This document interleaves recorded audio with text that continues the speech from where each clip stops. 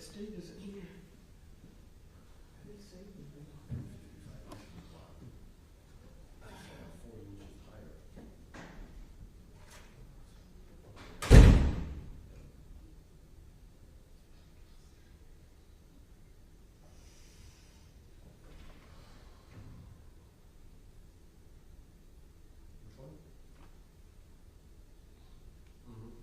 one? I see it. What does that mean? Can't hear you, John. Johnny. Tell me what the yellow statement. Yes.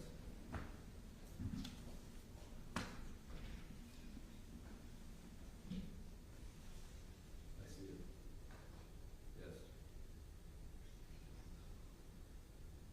What does the C mean?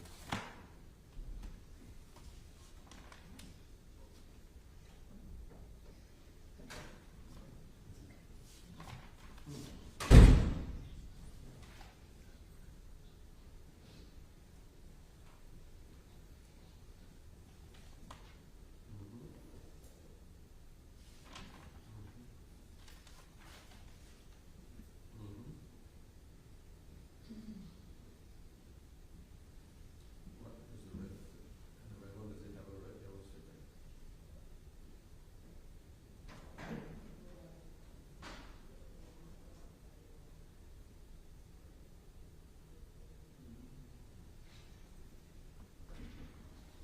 Yep. Yeah, triangle, I see it. Yeah.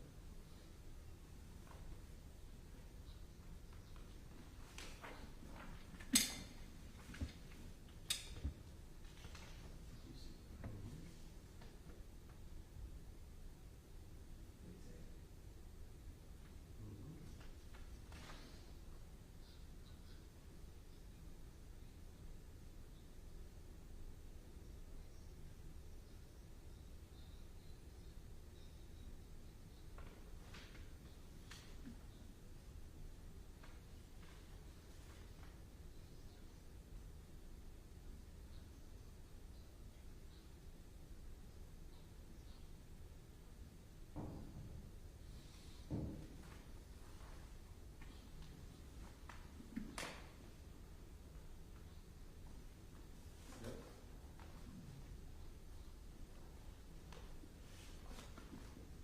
Correct.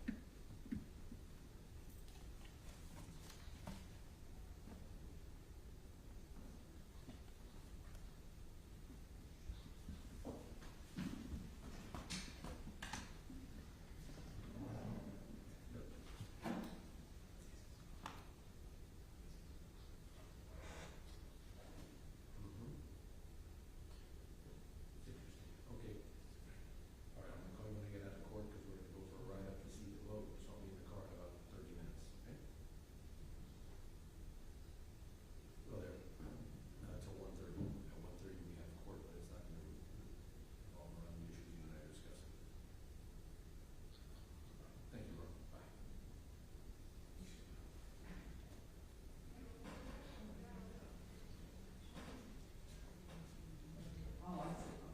Good morning, all right. Good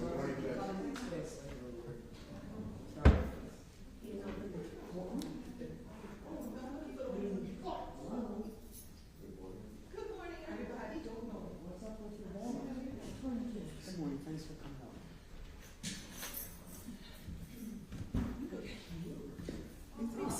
That works. Okay. Give everyone a few extra minutes.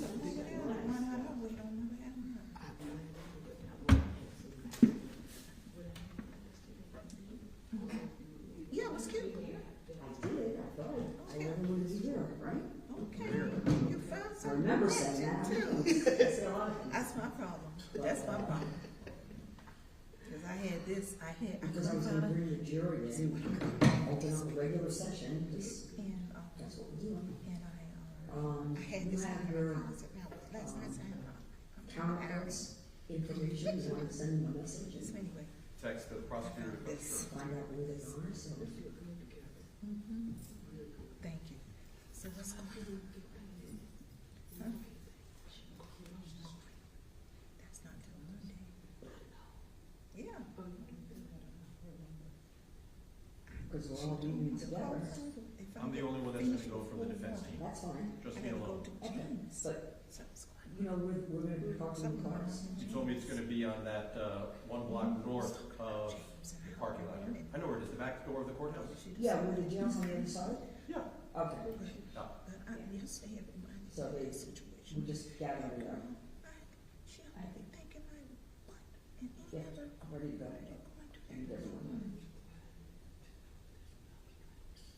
everybody. Yes, he's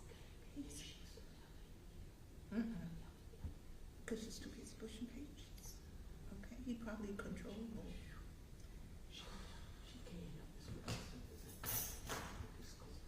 Mm-hmm.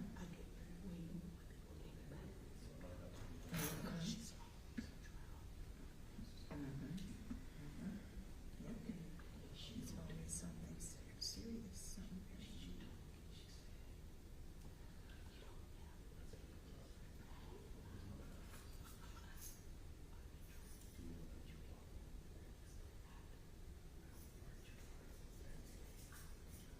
You know what she liked about it?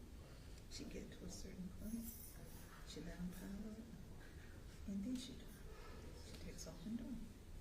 But she's not there. No. She's barely there half a year. And then she have balance. Thank you.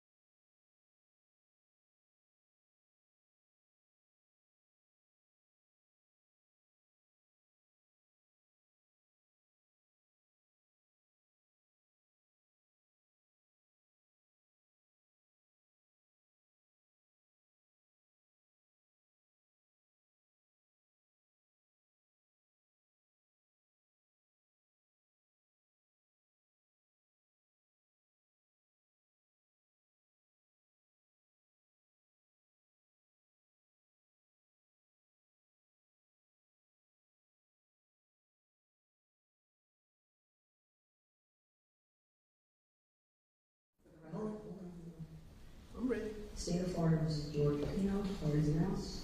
Good morning, Laura Adams, Jonathan Borst on behalf of the state. Good morning, Judge. On behalf of George Pino, who's present, Howard Strebnick, I'm alone today. Good morning, Judge, I was contacted by FWC and advised that there are a number of media people at the site where we're going to view the vessel. What they wanted to know is, would Your Honor give them a directive to advise the media that they'll be happy to open the doors up for the media to look at the vessel after the jury view, but they want to make sure that the jurors are not, photographed or videotaped. And so I said, let me double check with the judge. I think she will give a directive through me that I can convey to them so that they can in turn say to the jury, this is what the judge wants. That directive should have already been given. Okay. Because it's been in the works for a week, and I sent out, there's media rules that they have to follow, but I'm going to get in contact with Eunice right now, Eunice Silva. Your Honor, I was speaking with Eunice last night, and she sent out an email either late last night or this morning to all the media outlets, giving them specific directives as to this trip is no different than any other court proceeding, and the decorum and the rules are applicable there as they are here. That they're not to contact try to make contact with any jurors. There's no statements. There's no interviews. This is purely. You're going to be very insulated. Yeah. Because the way it's set up is there's a gate. It's a lock gate, and from my instructions, they're not permitted past that lock gate. No. Yeah. And according to FWC, once the gate is open, only the small group are going to be permitted to actually drive through the gate. And it's about a quarter mile. It's like it's actually paved, and then I guess you go. What happens after that is you go down another road to get to a clear area where the road is. I didn't do that part though. I suspect that that's how it's set up. But no one's coming past that gate, but the people in the caravan of vehicles are going. That's it. That was the directive. And so we're not going to be able to see jurors getting in and out of that van as far as I understand. And according to FWC, the boat is nowhere near. It's not. It's not. Because I couldn't see it Yeah. when I pulled up, so it's not there. No one's getting to the gate. Jurors and us. That's it. Okay. So. I assume there'll be no drones. No. There's not going to be any. We did this years ago. There was helicopters, and then we're not doing that. I told them we're not doing that. If I see it. It was reiterated in the email yesterday that what they're allowed is one pole camera, one still photography camera. Yeah, no, I mean after the fact, I don't have any issues with media. They want access to take any more pictures, and there's a lot of pictures anyway. What else do you want to take? But that's it. This is a courtroom. This is the courtroom moving to that location. And as soon as I get the jurors in there, we'll give them instructions and everyone will understand this. We're not going to be anywhere near the jurors either. We're going to be able to communicate with them. They're going to get all their instructions from me right now. Will the jurors be able to observe any of us? Yes, they will be able to observe us. We're going to be at a distance. I guess they'll have an area where there'll be maybe a couple of seats for us just to sit while they go about their business. And I'll set a time limit on it and figure out what I have to do to get there. Let me know, and I'll advise the jury. It's probably about 30 minutes.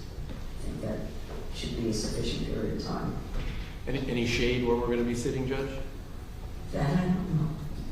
But Bring an do you umbrella? have an umbrella? I did. You bring an umbrella, you can hold an umbrella. Are you going to wear your robe?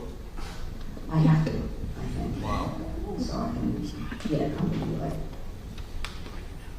very hot. It's really hot out right now. So it's going to be really hot. So, Judge, may I inquire, So, who among us is going? I assume the two prosecutors, and that's it from the prosecution team? It'll just be me, myself. And I thought you'd asked yesterday about what to explain to the jury, and I thought just to say that because it's call it a field trip, it's going to be a limited number of people going, Mr. Srebnick, Ms. Adams, Mr. Borscht, and that's it. That way they don't highlight. that anyone else is not there.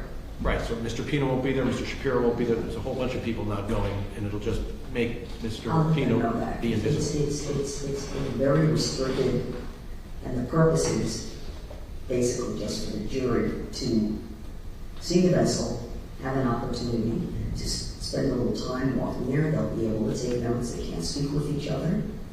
They can't speak to anyone else. Now, there'll be directions. For example, if someone wanted to enter the boat, as we were talking about yesterday, there'll be, I think the FWC, a few of the investigators, or I don't know, it's just going to be Thompson, I think, right? I'm not sure who's going to be there. He has probably a few people there that would assist them if they wanted to, lift up and actually look inside. Are we ready? I think we are. Yes. All right, let's go to the next thing. All right.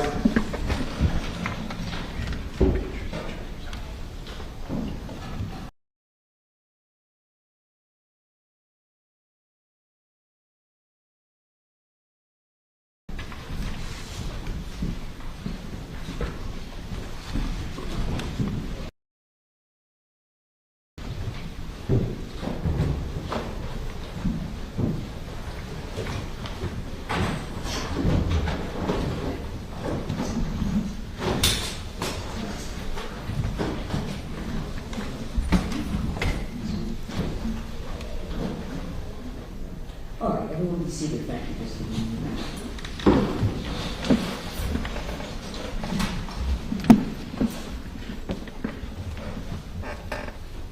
Sorry.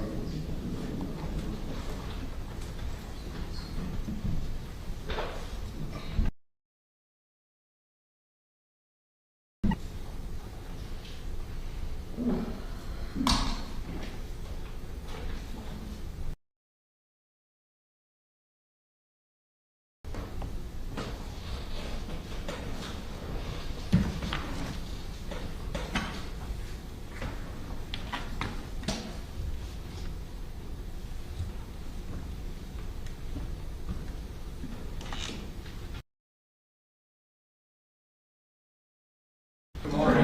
How are you all doing today?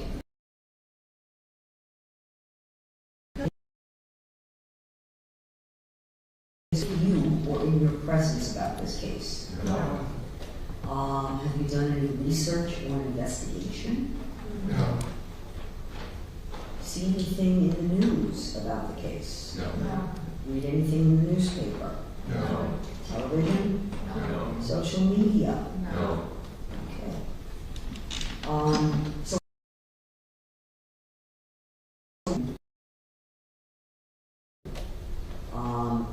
this, we're recreating, you cannot bring the vessel here to put it in front of you as evidence. So we're taking you to that to view the evidence. But we're conducting a court, but at another location. Now, when you're conducting court, I'm going to give you some instructions, and Renee is going to assisting everyone, but just like any court, even not in court, the purpose of this is for you, again, to just view the evidence. You have your notepads with you. You took extra pens in case the pen, anyone's pen. Opportunity to walk around. I'll set probably for, again, you, each one of you. It's not a group.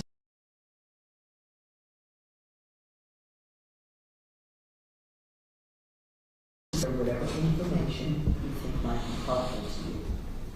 And you're committed to take notes. Okay. You're going to speak with Renee, not in front of any of the other jurors. Just like you would anyway. Okay? but you're not there for any other purpose other than to be able to see the evidence. Okay?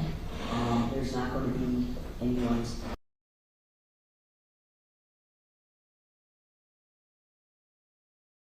going to speak with you. We're going to be, and it's going to be actually just a limited number of people going, because this is for you to go. I need to be there. I'm going to bring Vanessa, the court reporter. Okay. The defense, Mr. Shrebnick, is going to be the representative for the defense.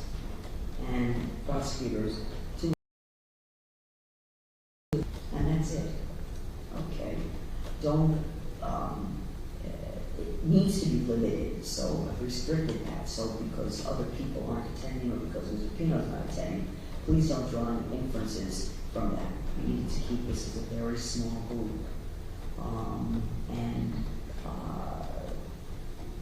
I think that's pretty much it. There'll be individuals from Florida, from the Wildlife Commission. They're going to be there. I think they're going to have the ability to assist if anyone wishes to actually get into the vessel. There'll be a way to do that. I don't know if they use a ramp. I'm not sure what the setup is, but I believe those arrangements have been made for you if you wish to actually go inside the vessel too. So you're not to touch anything, okay? For your information and for your ability to view the evidence.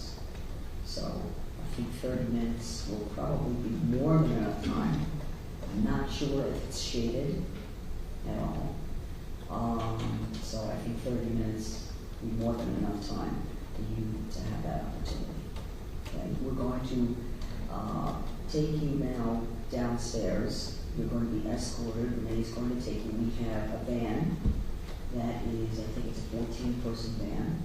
Yes, Your Honor. And our sergeant here is going to be the driver of the van. And you're going to be escorted with police escort. So, and we're going to be caravanning. There'll be only, I think, 3 other vehicles within the escorted group. And probably will take about 35-40 minutes to arrive at the location. I'll have some ice water for you in the van as well. And if you had, I don't think you're going to need an umbrella unless you think you want it for some shade. I'm not sure again if the shade, I imagine there's some shade area, but I'm not sure if where the boat is or the shade area. I'm just not sure about that. Okay? Well, Renee, you can go ahead then. You will take the jury.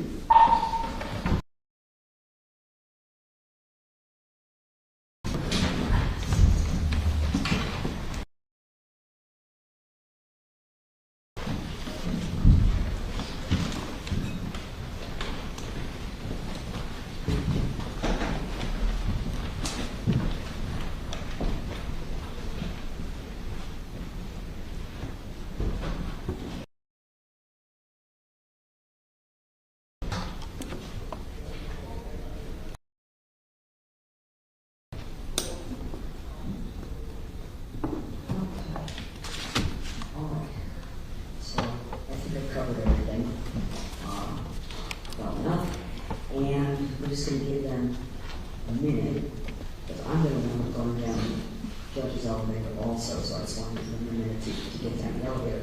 If you all now want to go ahead and get to your vehicles and we're in the building, then we should be able to head out probably about 10-15 minutes. And the afternoon session is at 1:30 p.m.? I set it for 1:30 p.m. I think that we'll probably be pretty good with that. Okay. All right? Okay, very good. Thank you. Any recess?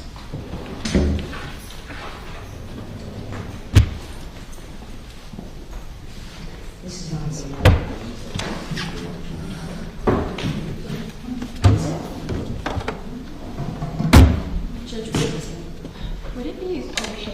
we just left because even though I'm very close physically, the location would be, Yeah. it'll take a long time to get there because of the one-way roads. Okay. Would it be okay if I just left from the state attorney's office parking lot and just I went don't up have there? any issue with that. Okay, thank you.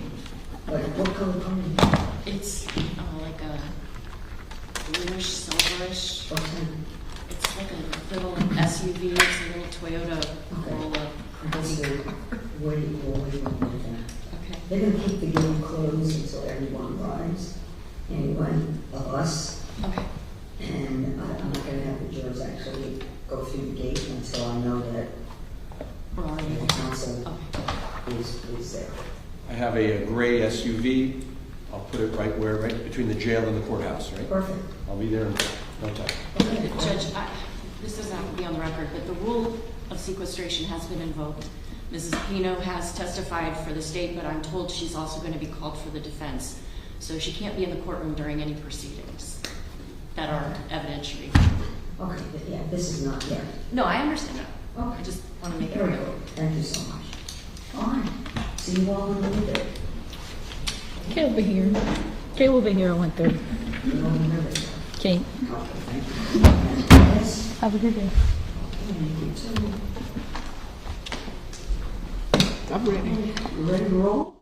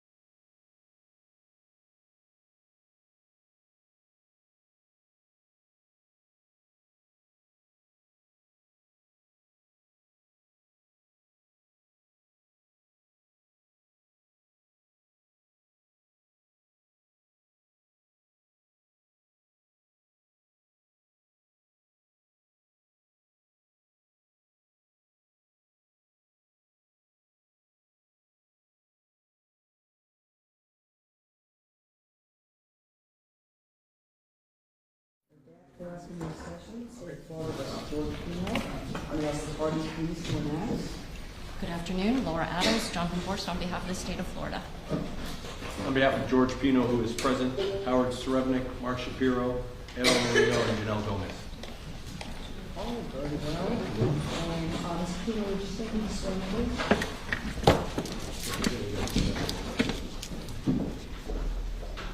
Do you swear to tell the truth, the whole truth, and nothing but the truth? I do. You may have a seat, sir. Thank you. Oh, very well, thank you. All right.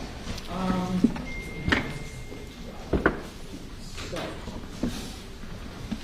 I'm checking with Renee. I think all the jurors are back from lunch.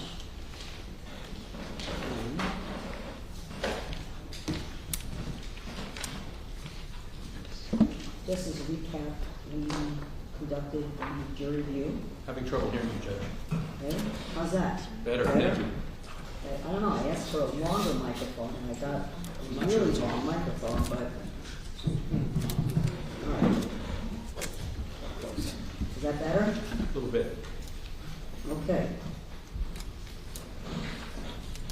We went on our jury view. The jurors arrived by van at 10:35, and we departed at 10:52. I think everything, there were no issues. There were one matter we did put on the record while we were there, and that was with regard to allowing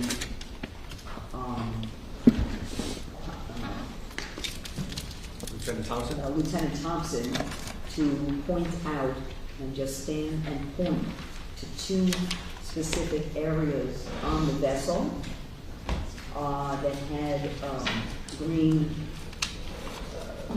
marking.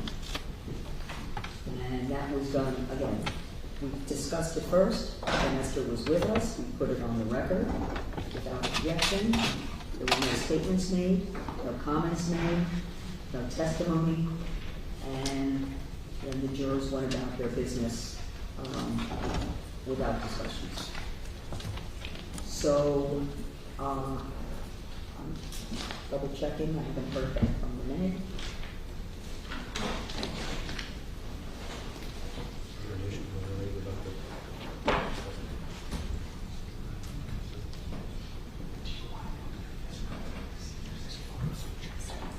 Let me ask, is there anything I need to address before I bring the jury in? We don't know who the witnesses are yet. Oh, okay. Who's your first witness for the afternoon? It's Pomaris, Judge, Manny Pomaris from FWC.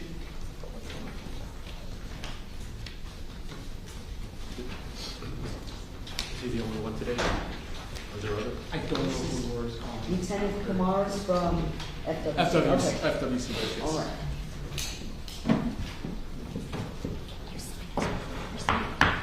Until I see them, I see them flash.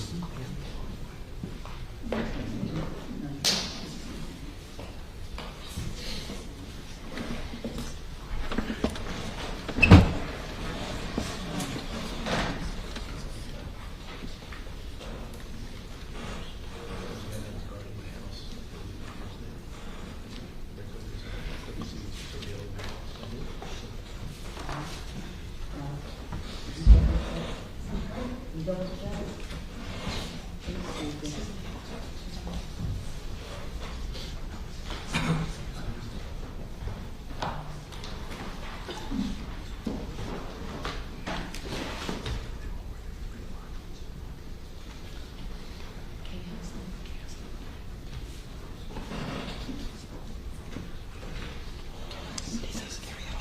Thank you.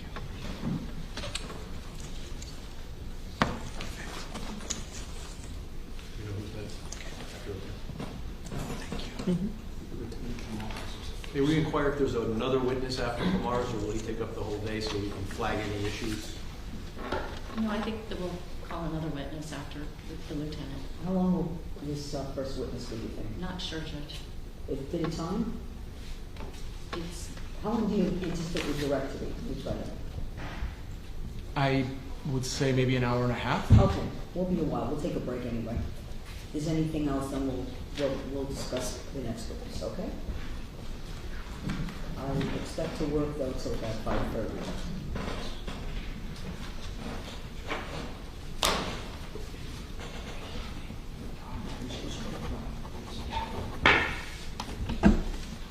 And I've showed the defense all of the photos that I intend to introduce through this witness, and I don't believe that they have any objection regarding 403 or anything like that to what I'm intending to introduce. That's not what I said, Judge. I said these were provided in discovery. Oh, I thought you said you have no objection. You do have objections? We previously had objections. There were. Was it one of those photos, the alcohol? No. I didn't see that. Okay. There, One moment. there is, We'll just go, you know what, when it's time to present the evidence, if you have an objection, you'll make your objection. okay. And I'll address that. This folder. Sure, thank you. Can you say it one more time, please? It's okay, I'll just go through the witness.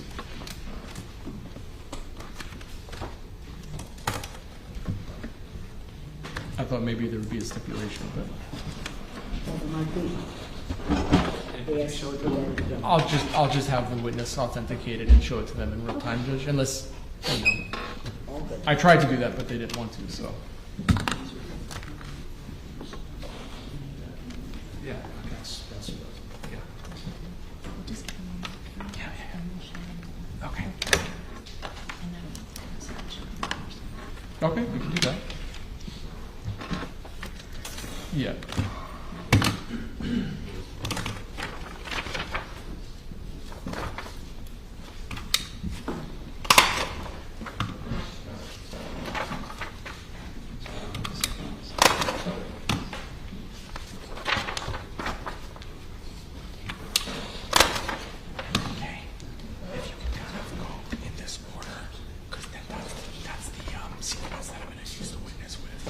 So it'll, yeah.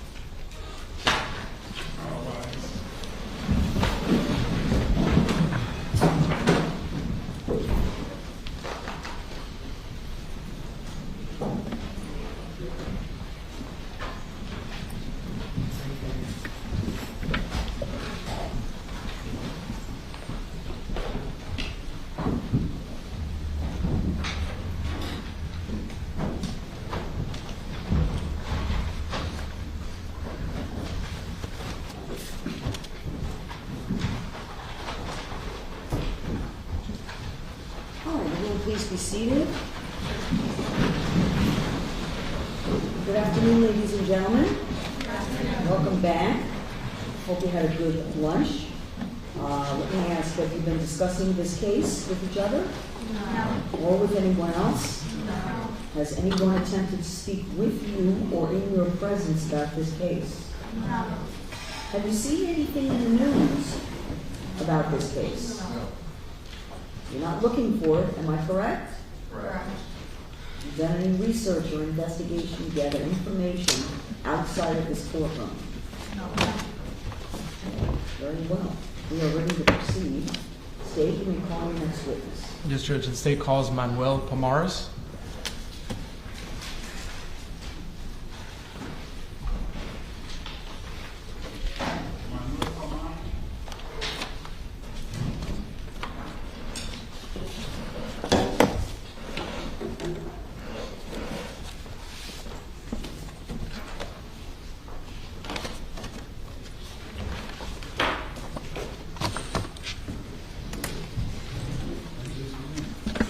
Sir, please step forward, face the clerk, raise your right hand to be sworn. Do you solemnly swear from the testimony you're about to give will be the truth, the whole truth, and nothing but the truth? I do. You may have a seat, sir.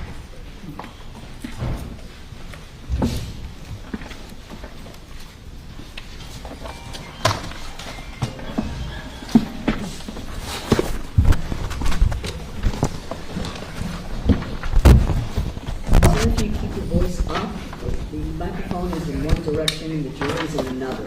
So even if you're yelling on each side, okay? Yes, ma'am. Thank you. May I proceed, Judge? Yes, sir. Good afternoon, sir.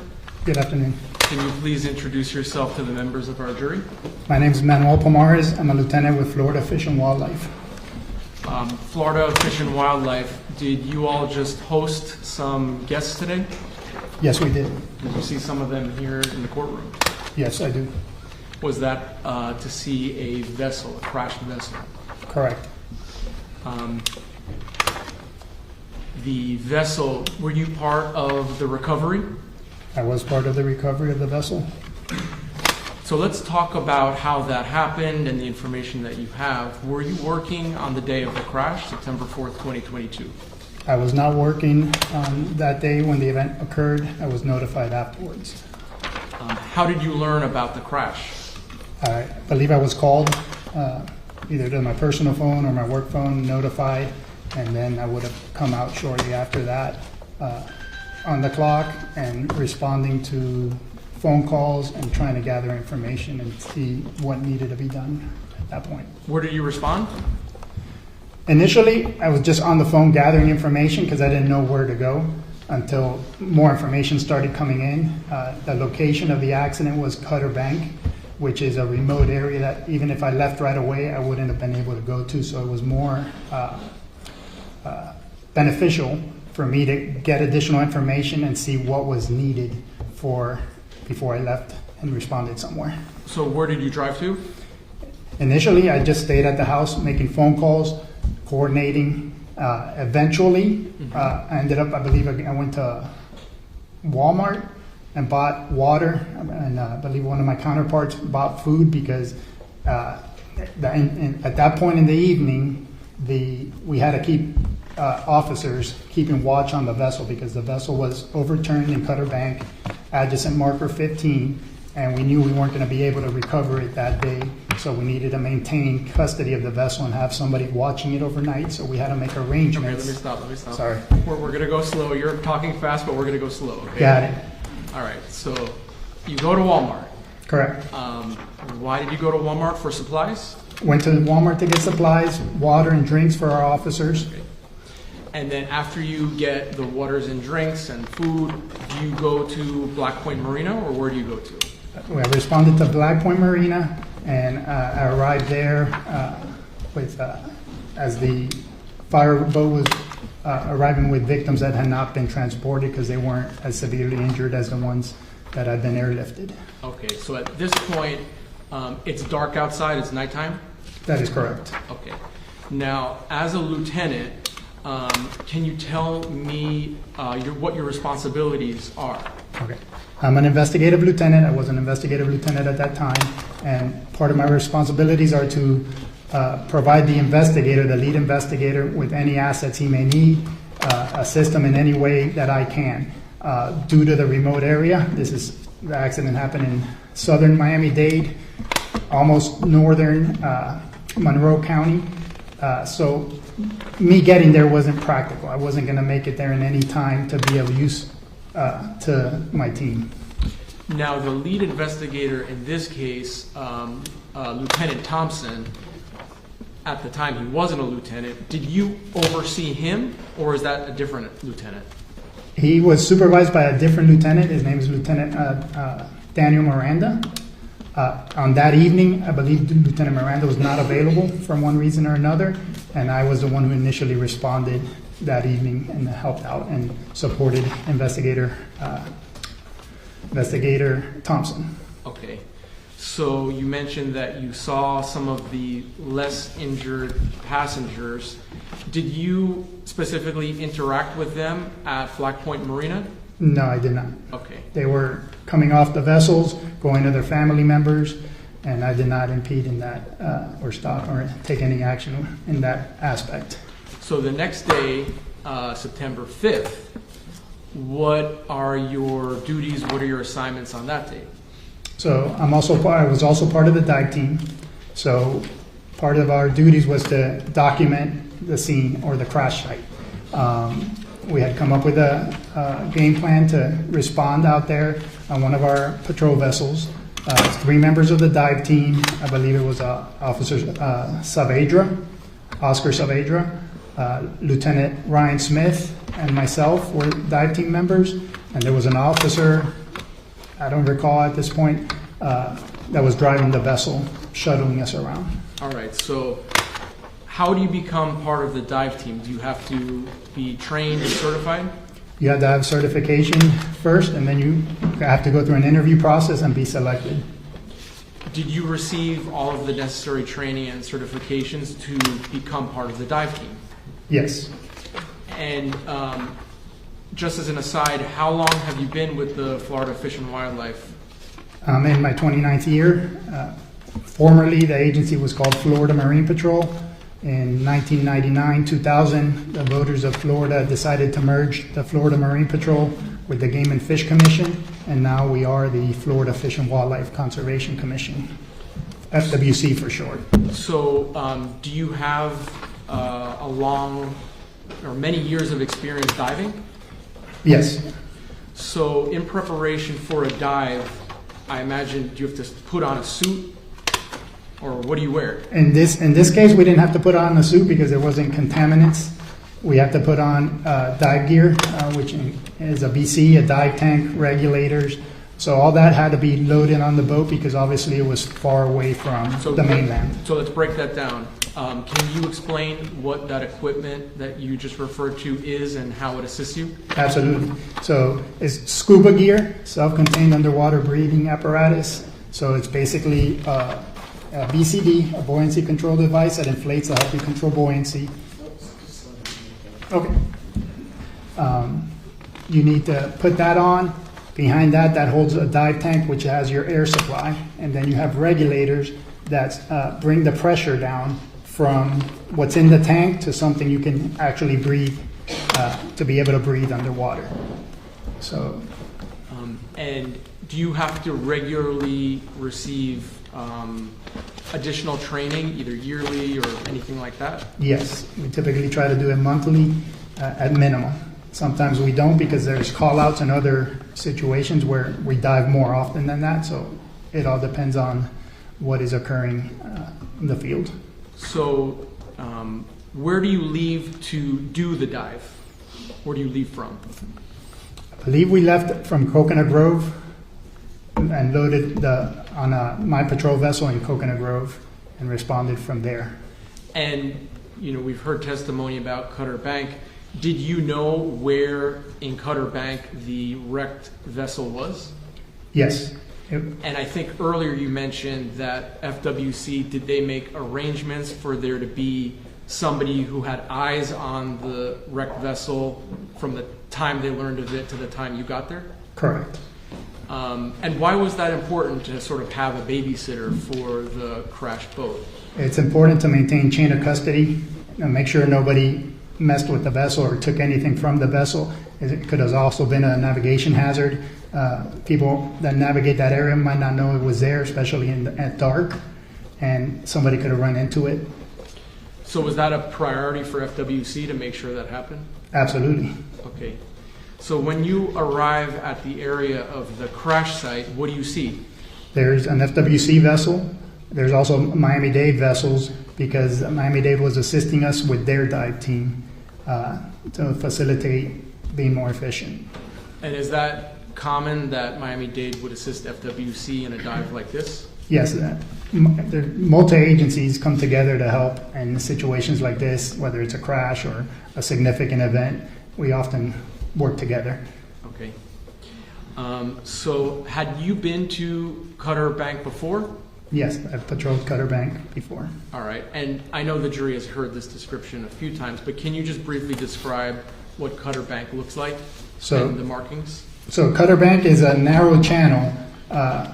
I describe it best as a funnel. If you're looking at Biscayne Bay is very wide north of that point, so the channel markers are spread apart and you have deeper water. So navigation north of Cutter Bank is more lax, if I could describe it that way. You're not as worried about running aground or having to go exactly in the markers.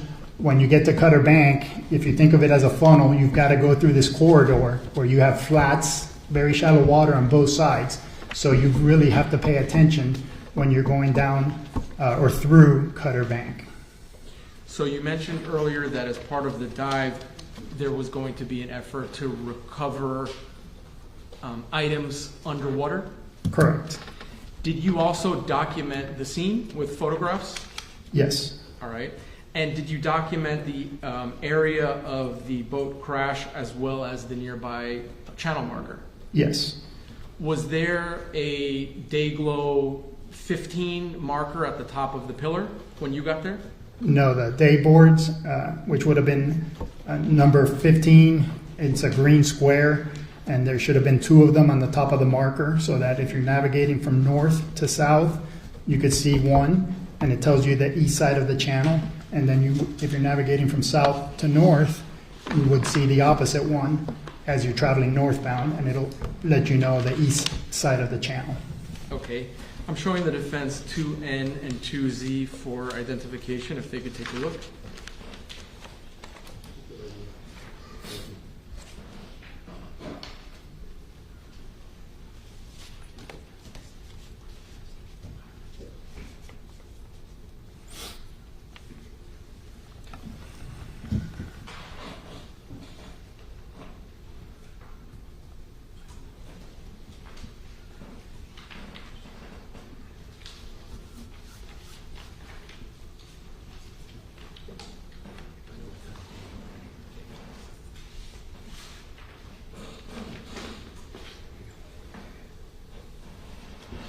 Okay, sir, I'm going to be showing you some photos. I'll kind of pass through them, take a look, and when I'm done, let me know if they fairly and accurately reflect what you saw when you arrived that morning, okay?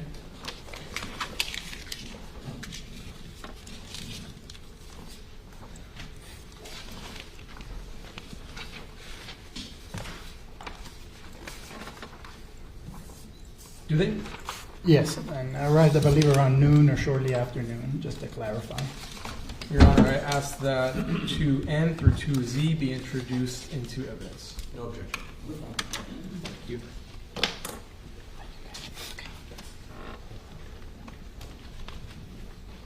State Exhibit 2N, previously marked for identification, will become State Exhibit number 25.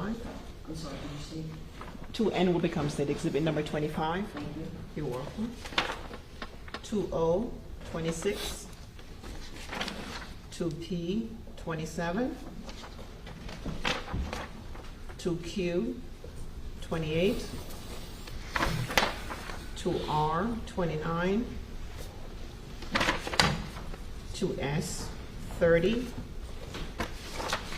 2T, 31. to U, 32, to V, 33,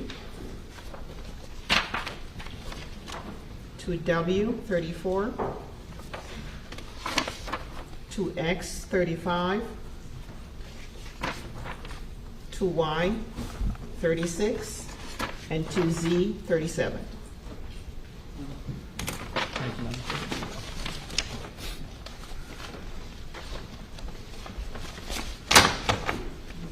May I approach the witness, Judge? All right, Lieutenant, I'm just going to show you these in groups. So I'm going to show you 25, 26, 27, and 28. Do these all show the perspective that you had of the capsized boat in relation to the pylon? Yes, they do. And are these photos, were they taken by you yourself? Yes. All right, may I publish these, Judge? Yes. And do these photos just offer different perspectives on the scene? That's my question? Yeah. Yes, that's the perspective, looking from the marker in a southeasterly direction. You could see what would be Key Largo and Pumpkin Key in the background, in the horizon.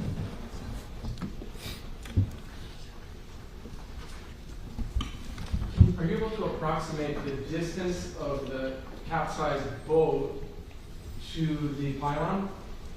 It was several hundred yards. I don't remember the exact, if we have an exact distance. I believe on one of the images, there could possibly be a distance in a Google Earth image. All right, and now I'm also showing you states 29 through 37. Are these various perspectives of the piling? Yes, And what is this made of? the piling is a steel pipe. If you can picture a telephone pole, except instead of wood, it's steel. It's a pipe and it's hollow in the center. Does this go all the way to the seafloor? Yes, that's hammered into the bottom, and that's what keeps it erect. Part of it is under the ground. Then you got what's not visible, that's below the water to the ground, and then you have what remains above the water line. And who installs these? That would have been probably Coast Guard, because it's a intercoastal waterway channel marker. There's sort of like a whiteness at the top of it. What is that? That is the feces of birds, water birds that land on the top of the You marker. could say bird poop if you want. I was trying to be more professional, but that is the birds land on there. They go to the bathroom, and it ends up making those marks on the piling. And I should ask you, what is supposed to be on top of this? On top of that, if you look at may I look at them? Yeah. If you look at the markers, you'll see there's like a rectangle in the middle of the feces, and that would be where there would be a day board flush against one side of the piling, and then if you look from the south coming north, you would see the same thing.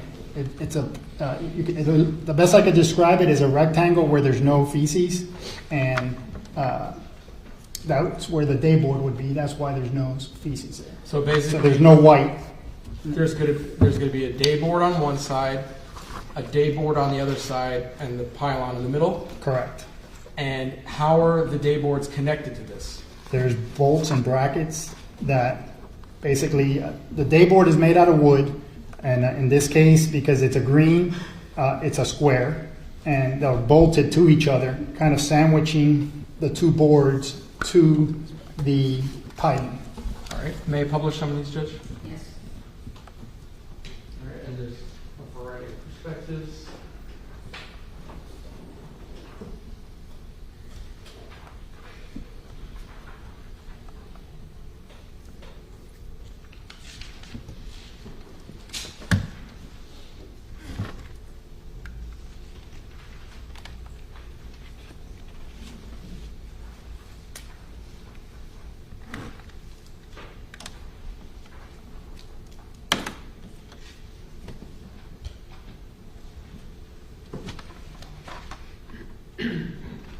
The day board markers, what are they made of? They're typically made of plywood, and they have some kind of laminate adhesive sticker on the face of it that faces out from the marker. And it's typically has some kind of reflective material so that and when vessels navigating at night, the operator could see the markers and make it easier for them to identify the markers ahead. What are the dimensions of the placard on, what are the dimensions? I contacted Coast Guard and they advised me it would be 3 by 3 feet by 3 feet. And I brought a piece of cardboard. Wait. Oh. I'm showing you the fence what's marked for identification, 3A through 3H.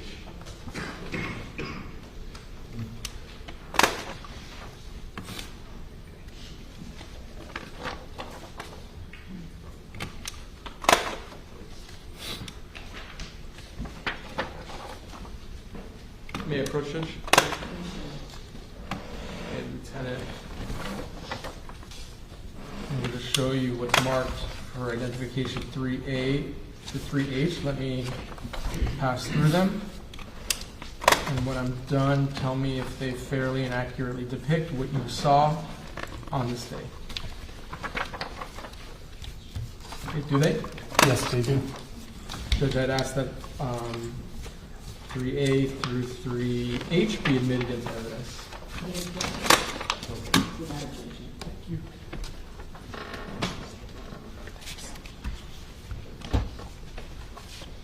State Exhibit 3A, previously marked for identification, will become State Exhibit number 38. 3B, 39. 3C, 40. 3D, 41. 3E, 42. 3F, 43. 3G, 44, and 3H, 45.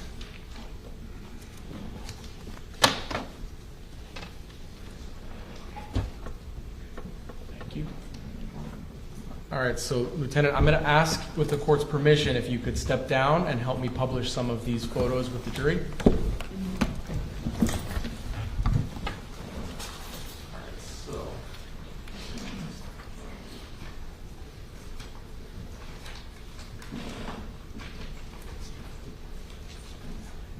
What are we looking at in this photo? If you could just hold it up for the jury. This is an image that I took. This is the vessel upside down.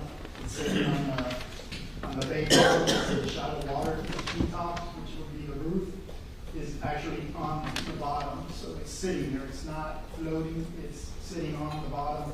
The grass, it's difficult to see, but you can see it's a grassy bottom. So it's just sitting like it was sitting on somebody's front lawn upside down. All right, thank you. Right there. I'm showing you what is a 40. Does this show damage to the vessel? Yes, it does. Okay, can you show the jurors? And now, that damage, what material is that? This is fiberglass, which is and gel coat and paint that make up the hull for the underneath and side of the vessel. In this case, it's a Robalo. The manufacturer is the main, that's in Ford and Nissan. Robalo is the manufacturer of the vessel. You could have a seat. I'm just going to publish them.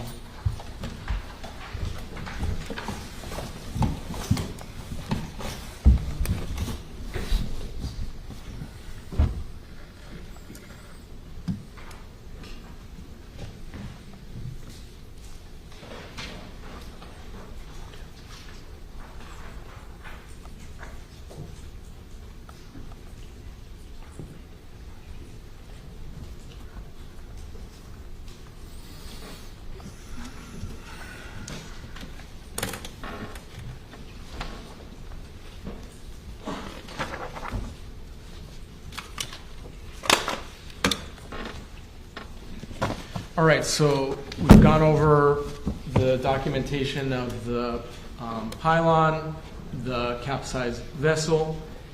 Do you then dive underwater to document the underwater scene? Yes, I do. So take me through that. What do you do? How do you go about doing this type of a dive? So the divers were, on this day, were Lieutenant Smith and I, and then we always leave a diver on the surface in case there's any kind of emergency. That person can immediately get in the water and render aid to if there's an entanglement or air issue or some kind of emergency, unforeseen event. That officer is on the vessel paying attention to us, that diver, ready to go and enter the water if he needs us, if we need him. Okay. And do you each take turns just diving right in? No, we go in together. Always go in 2 people minimum for safety. And then on that particular day, I was recording and taking pictures with a GoPro camera, underwater and above the water. Okay. So tell us a little bit about the GoPro camera. Is that something you're holding, or is it on your person? How does that work? It's a small camera that's in an underwater case, so it can be taken underwater, and I'm holding it. Prior to doing anything, I went around the vessel to get a 360 to see what was done or what was there before anything was touched. And I believe we did a second loop around the vessel to document everything before we touched any of the items that were on the vessel or around the vessel. Now, when you went down to video record, do you do a 360 around the boat? Yes. And just before court started, were we watching videos of your recordings? Of the video recording? Yes, correct. Okay. And did they fairly and accurately reflect the video recordings on the date that we're talking about? Yes. It would have been the day after the accident. The accident was September 4th. This would have been the following day on September 5th. And I'm showing the defense. Oh, I'm sorry, Kate. Would you mind marking this?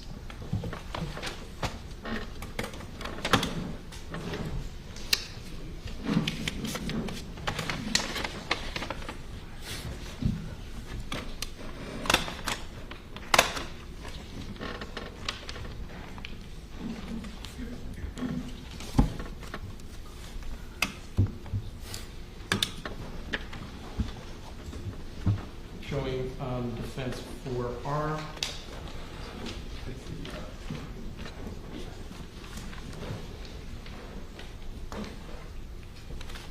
Lieutenant, we, as I mentioned, we watched the video on this flash drive earlier today, and it fairly and accurately depicted the recording that you did.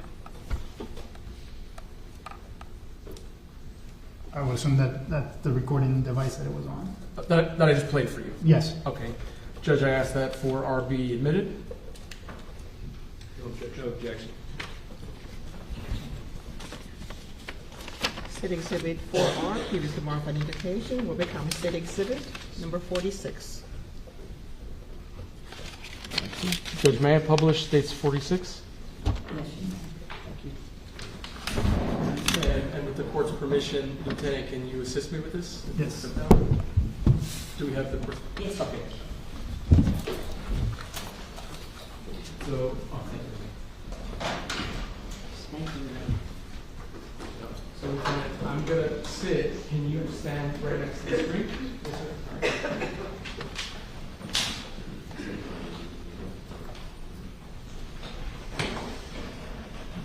You want to stand? Stand. Yeah. I'm gonna make you stand.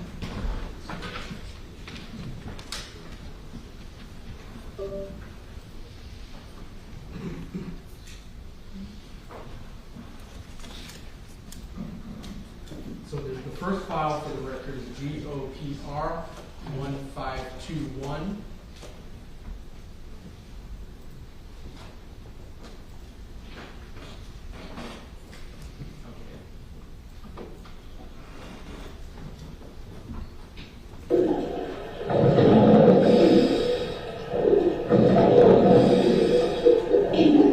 Okay, so I'm going to pause the video here.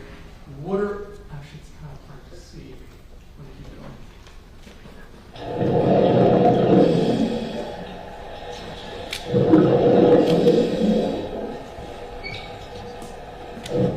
So, I don't know if it's a little bit hard to see on this screen, but what would you call this resting at the bottom? This is the side of the center console or the T-top. The T-top will be the roof portion. The center console is the fiberglass cube where the steering and the screens are. And so this T-top, is this where the captain of the vessel would be when they're operating? It would be behind it, behind the steering wheel. It's hard to tell exactly what direction that is.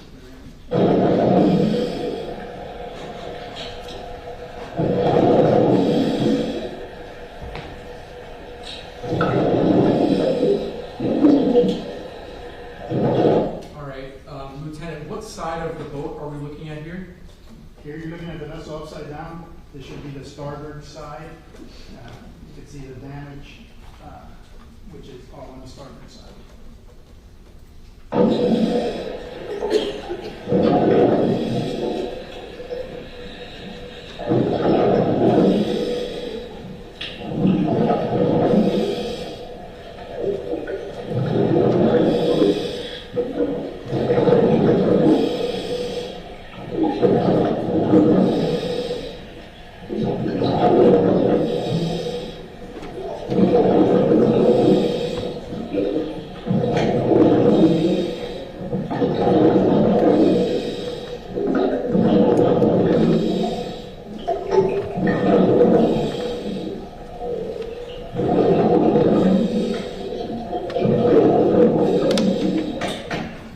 And right at the end of the video, I'm just going to go back to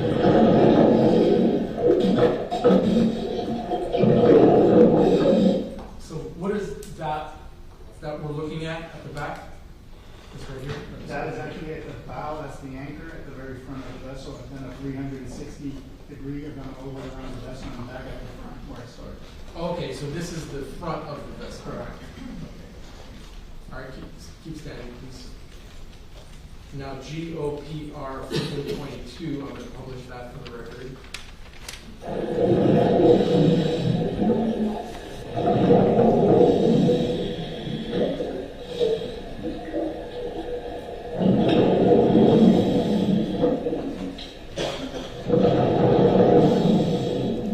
Are you able to tell what that is right there? And I'm pointing at the bottom of the screen. This is a compartment that's on the side, a panel that's been dislodged due to the damage. It's in front of what is the console here. Since it's upside down, it would be on the side based on the angle I'm taking the picture of. Okay. The video.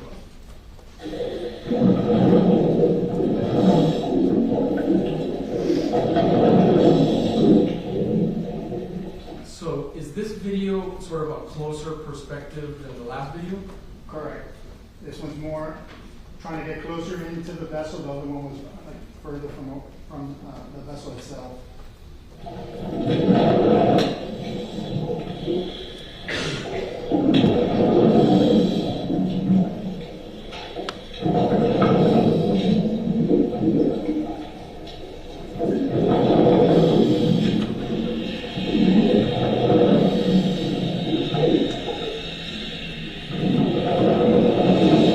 So right here, what are we looking at? It's hard to kind of see it on the screen, but Yeah. Again, the vessel's upside down. You're going to see the top, which is the T-top here, the underside of it, because the part that's normally up to the sky is sitting on the bay bottom, and you're barely make out some grass where it's sitting on the grass.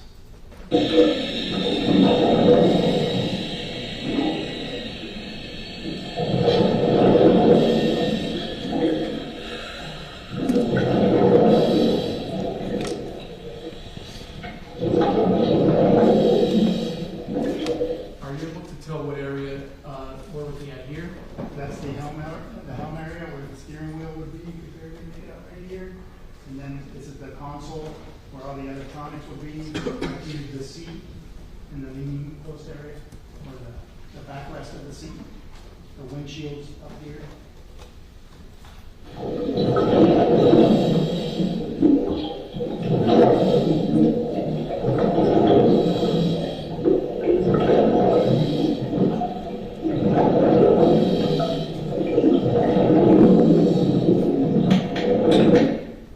Thank you, Lieutenant. Have a seat, please.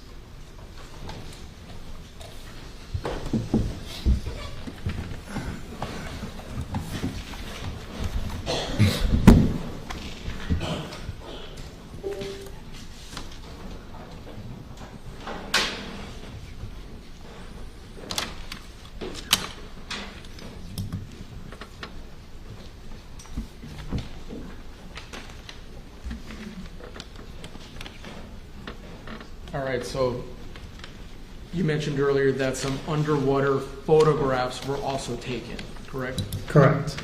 So I'm showing the defense has been marked 3I through 3R for identification purposes.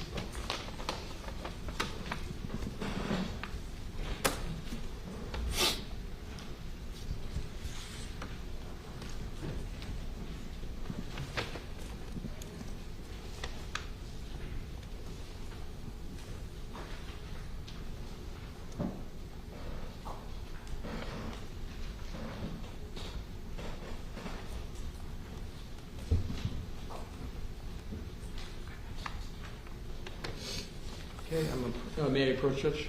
Yes, please. 3I through 3R. I'm going to go through them with you. Please take a look, and then when I'm finished, I'm going to ask whether or not they fairly and accurately depict what you saw underneath the water when you were diving.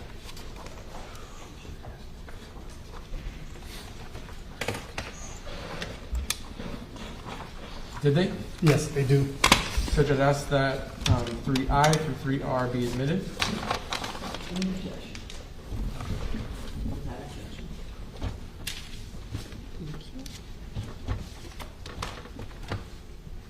State Exhibit 3I, previously marked for identification, will become State Exhibit number 47. 3J, 48. 3K, 49. 3L, 50. 3M, 51.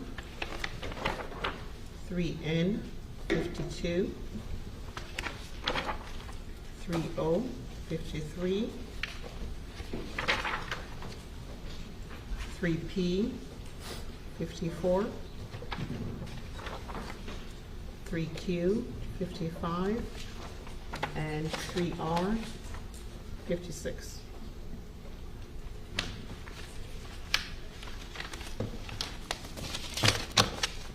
Clerk. And Judge, same request if the witness can assist me in publishing.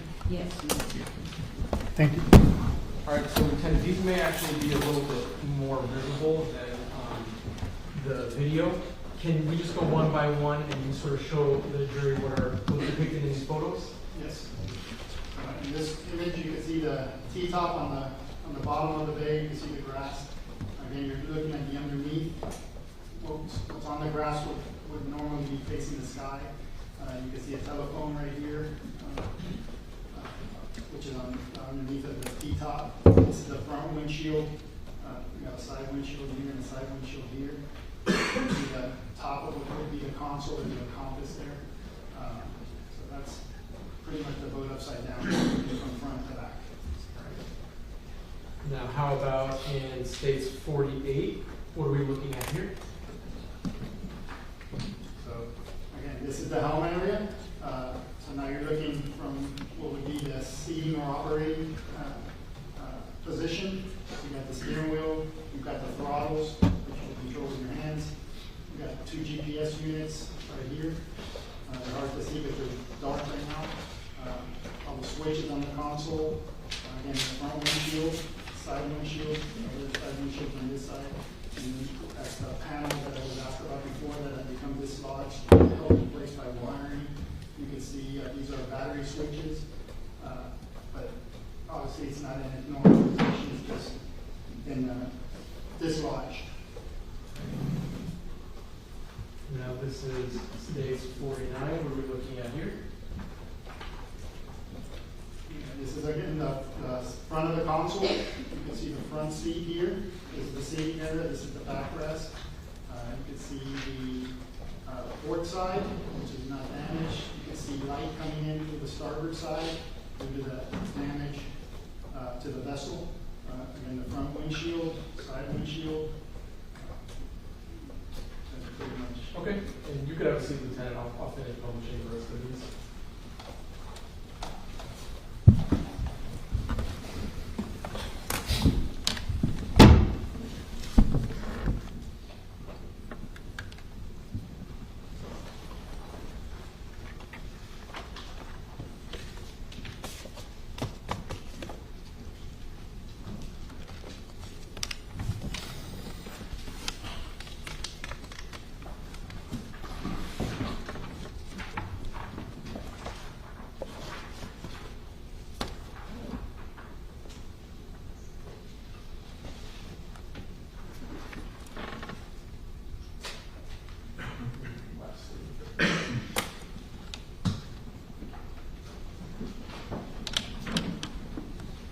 because the boat is upside down, Lieutenant, I guess a better way to see everything as what it really is to kind of like flip the picture.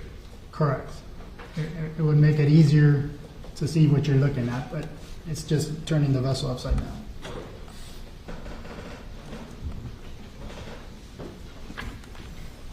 Now, when you're diving and recording the scene, are you simultaneously collecting things? We wanted to document everything first, so the video is before anything was touched, both videos. So after the scene is documented, do you then enter into, I guess, what we can call maybe recovery mode or something like that? That is correct. How do you and your partners collect evidence from the bottom of the ocean floor or the bay floor? Fortunately, it wasn't very deep, maybe 6-7 feet, and we were able to grab stuff and then hand it up to the officer and the other diver that remained on the surface. If you're a tall guy, how tall are you? 6'2". Okay, if you stood on the floor of the bay, do you think you'd... I don't think I could have been out of the water. Okay. So, who assisted you in recovering evidence? Lieutenant Smith was the other diver, so either him or I would have grabbed whatever we recovered from around the vessel and underneath the vessel and handed it up to the remaining personnel on our FWC patrol vessel. So are all of you sort of working together as a group? We were as one group focused on the vessel. Then to make things simple, Miami-Dade's dive team was focused on the area of the channel marker and any evidence that was located in that vicinity. How many times would you say, and you could estimate, how many times would you say that you dove down to the ship and started getting evidence? Was it like 10 times? It's hard to say because we're on tanks. I might have been handing stuff to Lieutenant Smith and he was giving it back. You know, we try to do it in a systematic manner and work our way around the vessel so we don't miss something. So it's not free diving where we're constantly going up and down. It's grab as much as you can, maybe get a couple handfuls, and then when we feel we need to stop, you know, I would stay where we were left off. He would hand stuff up, and then once he came back, we'd continue around the vessel. Are you like collecting these items with your hands, or do you have a net? What does that look like? I think it was mainly with our hands, depending on what we're diving for.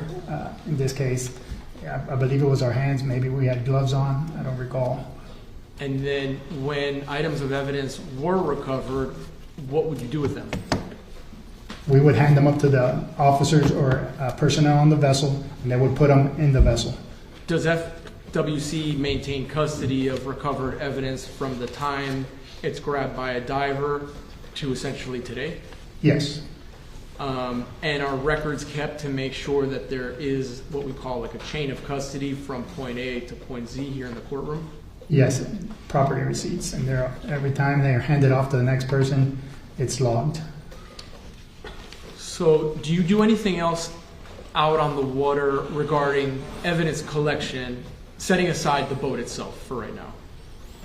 I believe once we recovered everything we could from the vessel, I believe we got together with Miami-Dade's team who had recovered several pieces of evidence from around the marker. They gave it to us, we placed it on our vessel. We brought everything into, if I remember correctly, Convoy Point, which is a channel that you access by coming in through Homestead Bayfront Channel. Convoy Point is what is known as Biscayne National Park. It's their headquarters where their law enforcement docks. So it's a secured facility. We went there to unload everything that we had recovered, to give it to one of the officers to relay to our office. And the items of evidence that were collected during the dive, do you also photograph them? Yes, I did. Okay, so I'm showing the defense what has been marked for identification purposes as 4I through 4Q.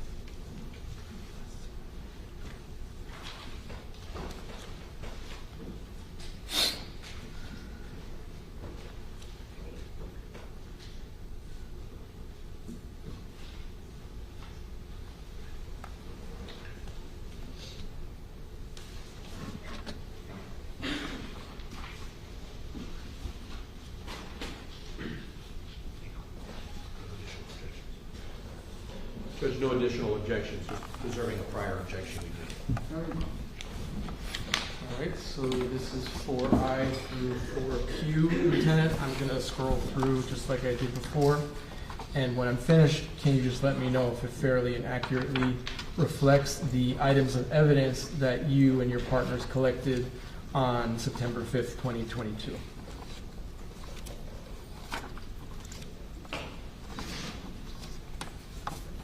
Does it? Yes, they do.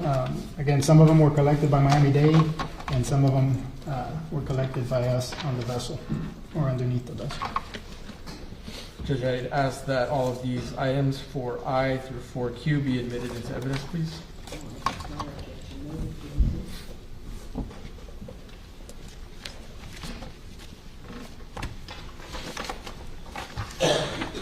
State Exhibit 4I, previously marked for identification, will become State Exhibit number 57. 4J, 58. 4K, 59. 4L, 60. 4M, 61. 4N, 62. 4O, 63. 4P, 64. And 4Q, 65.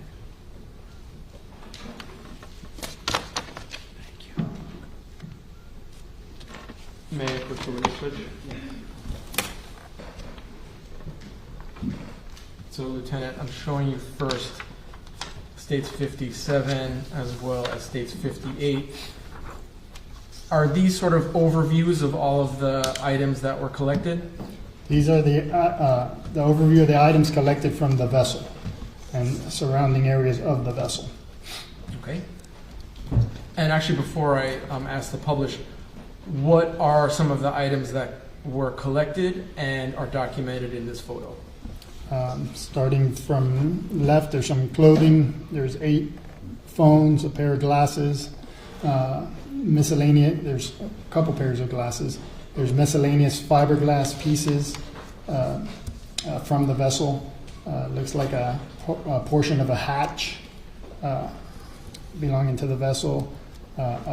Looks like some kind of a fabric cooler, the fire extinguisher, miscellaneous clothing, another canvas type bag.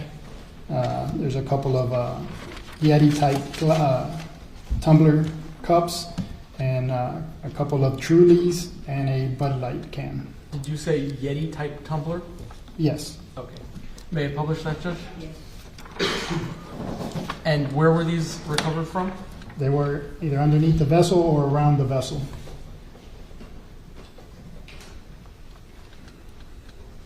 We're going to look at some close-ups in a moment.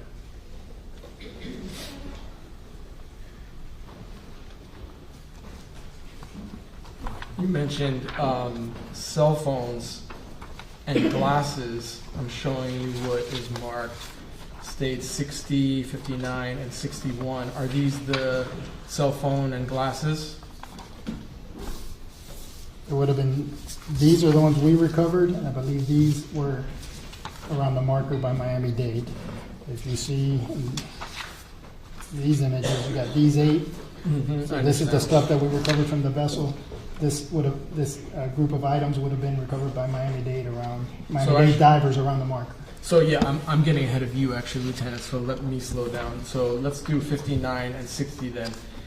You're saying that these cell phones were cell phones recovered around or in the Pino boat? Correct. And that was recovered by FWC? Correct. Okay, may I publish that, Judge?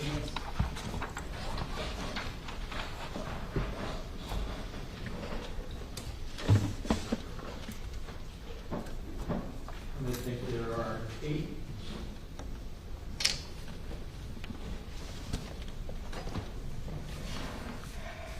And so moving on to what I was getting ahead of you on, in states 61, 62, and 63, are these the cell phones that you said were provided to you by the Miami-Dade diving team and then you took custody of them?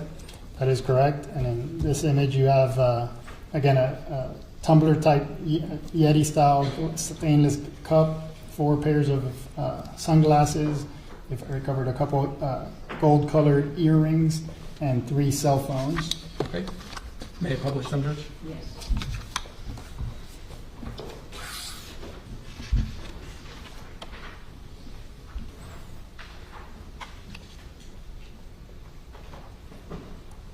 And these were by the marker, did you say? Correct.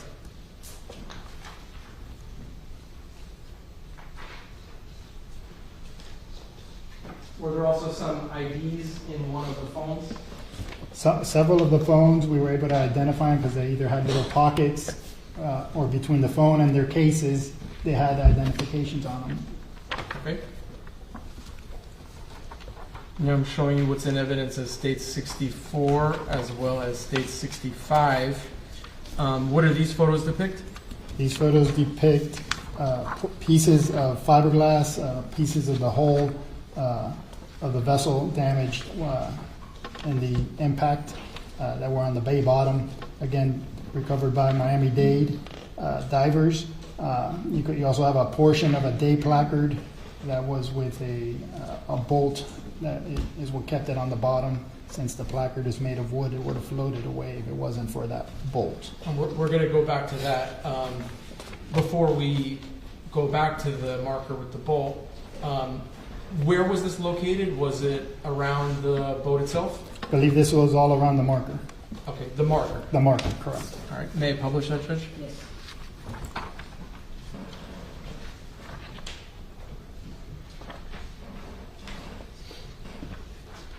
Okay, so the piece of the green marker that's in this photo,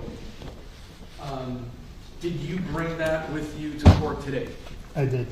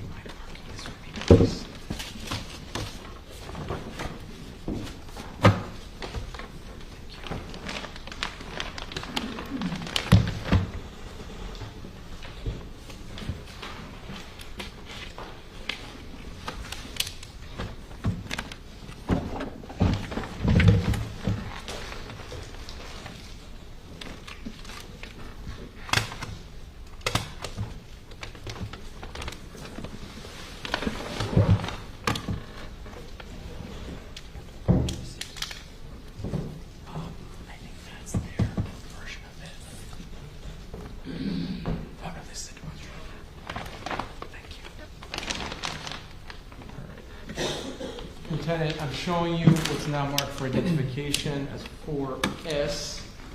Can you please take a look at it?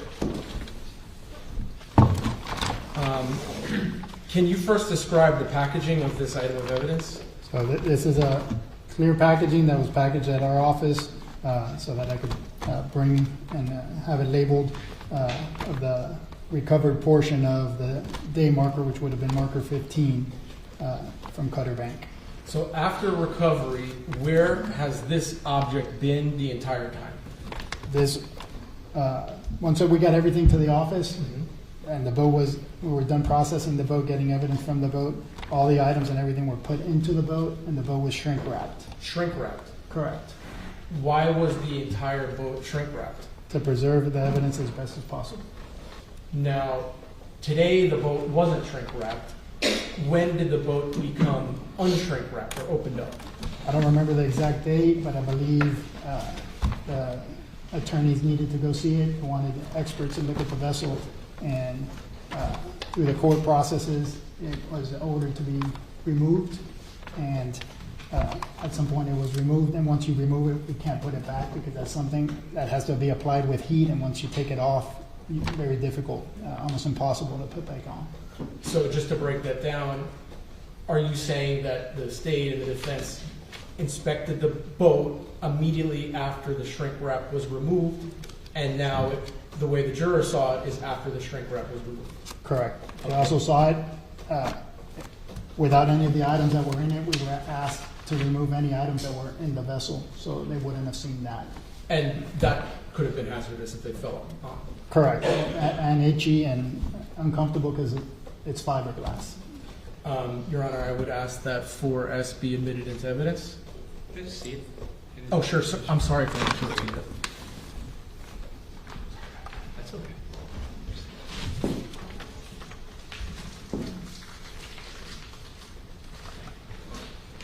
I would review asking that this be admitted into evidence, Judge. No objection. State Exhibit 4S, warrant for identification, will become State Exhibit number 66.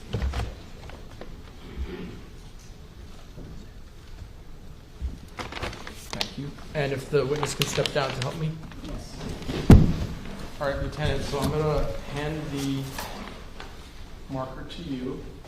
Can you sort of explain how it's made, what the bolt is, if you could do all of that, show it to the jurors? So what you're looking at is a portion of the dayboard or marker. It's a corner portion. You can see that a straight edge here and a straight edge here. I don't know which corner, but it would have been a square. The green tells the operators of the vessel what side of the channel you're on. In this particular case, you're on the east side of the channel. The green, they have numbers also, so you know as you're looking at a GPS or a chart, what actual marker you're at, and then that helps you identify which way you're going when the next marker is in sequence. Because if you miss a marker, you can deviate from the channel, run around, and cause damage to your vessel or your so again, it's made out of plywood. It's got some kind of wrap or adhesive. It helps get it this color. It's like a vinyl material, is the best I can describe it. You see that there's a bolt here, and that is what actually kept it on the bottom. Because it being wood, it would have floated away like the rest of the marker probably did, because once we got there, there was no day boards. So the environment we work in is a dynamic environment. It's not like on land when something lands, it's going to be there. On the water, it's very different, especially if it floats. Either the current or the wind and the waves would take it away if it floats. So in this particular scenario, this rod, which is what holds, as I described before, we got a pipe like a telephone pole, and you've got two pieces of wood. A rod goes to the sides, holding one to the other and sandwiching, keeping them affixed to the pipe. Once the boards were broken and destroyed in the meantime, obviously they came apart and wood floated away. Fortunately, the weight of the rod was overcame the buoyancy of the wood and kept it on the bottom near the marker where the average recovered. Thank you, Lieutenant. You can have a seat. May I publish this, Judge? Sure. This is States 66.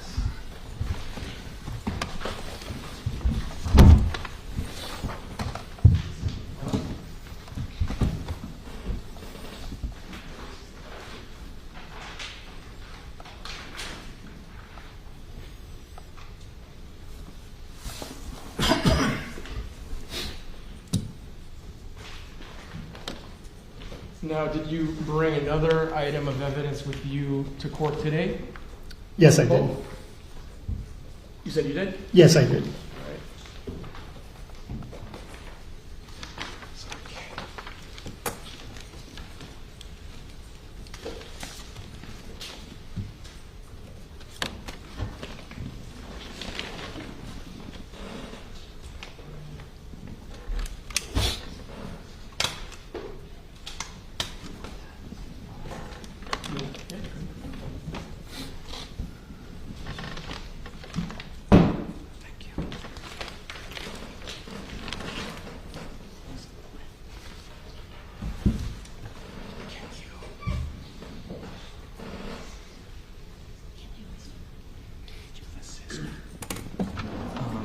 I'm showing the defense was marked for ID 4T.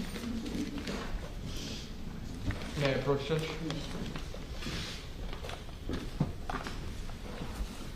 Lieutenant, you mentioned that, before you do anything, you mentioned that you brought another item of evidence with you here today.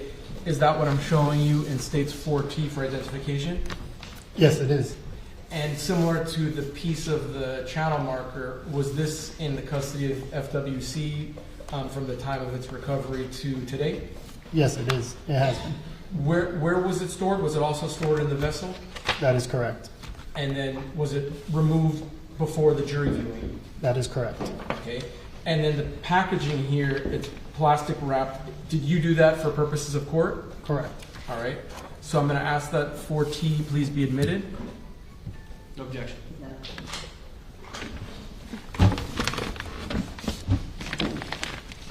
State Exhibit 4T, modified identification, will become State Exhibit number 67.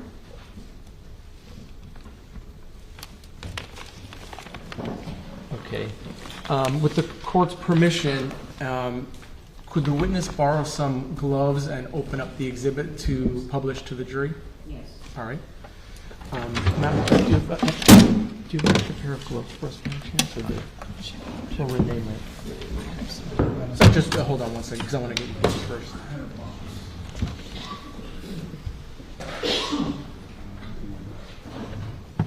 I'll bring you another glass for you.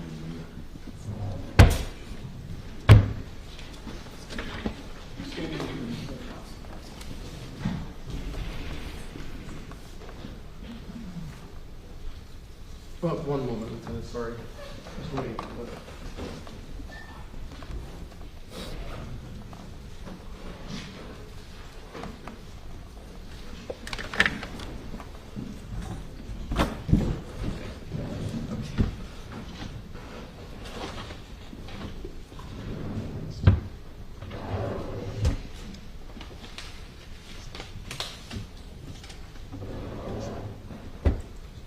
Maybe while we're waiting, I can move on, Judge, actually, and then we'll come back to this. So, Lieutenant, prior to court, we spoke about the dimensions of a channel marker. That is correct. Did you bring something to use a demonstrative aid to show the size of the channel marker? Yes, I was able to determine the size of the day board or day marker, and it was 3 feet by 3 feet. All right, and so I can mark this even though it's just going to be a demonstrative.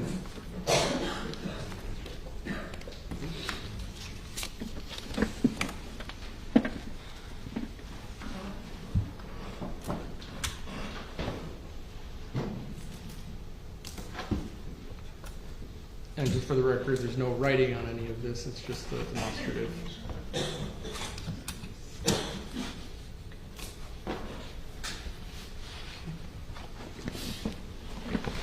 So, Lieutenant, I have, showing the defense. I'm showing you for you as a demonstrative. Is this the size of the channel marker 15? The day board, that would have been the size of each of the boards that goes on the piling. Okay, so basically, are you saying there'd be one board on one side and then one board on the other side? That is correct. 2. That is correct. And the size of each board is this? Correct. And this is put up so that voters can know where to go? that identifies the channel and that aids the boaters in staying within the channel, and it's maintained by United States Coast Guard. And is this in day glow green, the real one? The real one would have some kind of reflective green to make it easier to identify at night in the darkness. Okay. All right, so I think we have the gloves now. Are they gonna fit you though? One size fits all. Ms. Adams was suggesting that I do it, but you were here. You're okay with it? Yes. They're a bit thin. You might want to double them up if you're going to grab the fiberglass. I'll just grab the fingertips. And this is just since the plastic was a little bit, obstructing it, could you take the item out of the plastic and show the jurors? And for the record, it states 67. And just be careful because of the fiberglass. I'll hold this for you. So if you could show the front first and then the back. Want to describe it? Yeah. So that is the what would be the starboard side of the vessel. You can see part of the manufacturer that says Robalo, and it's the same color as the hull. And then this will be facing the inside. That typically wouldn't be exposed. All right. This is again one of the many items that will be covered around the marker. Okay. If you wouldn't mind putting this card. And while you're doing that, if we could just do the same thing with the piece of the channel marker that states 16. I can show the difference again. It's 16. I am 66. Okay. I'll take this back for you. And would you mind opening up state 66, please?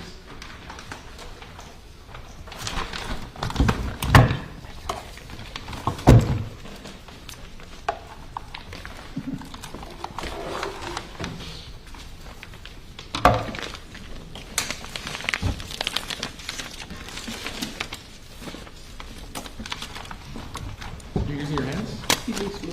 They both.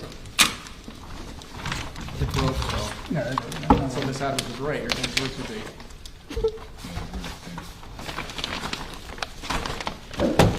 Okay. And again, now it's out of the packaging. This is state 66.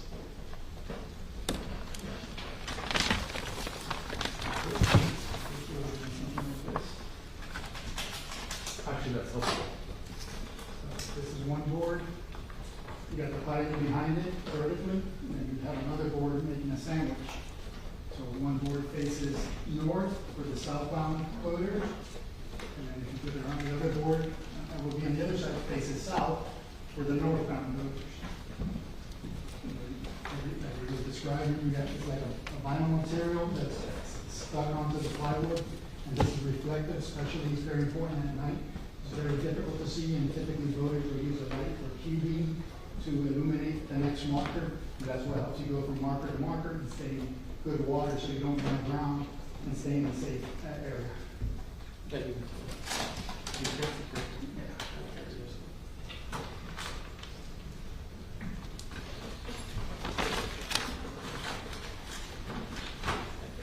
Good to see.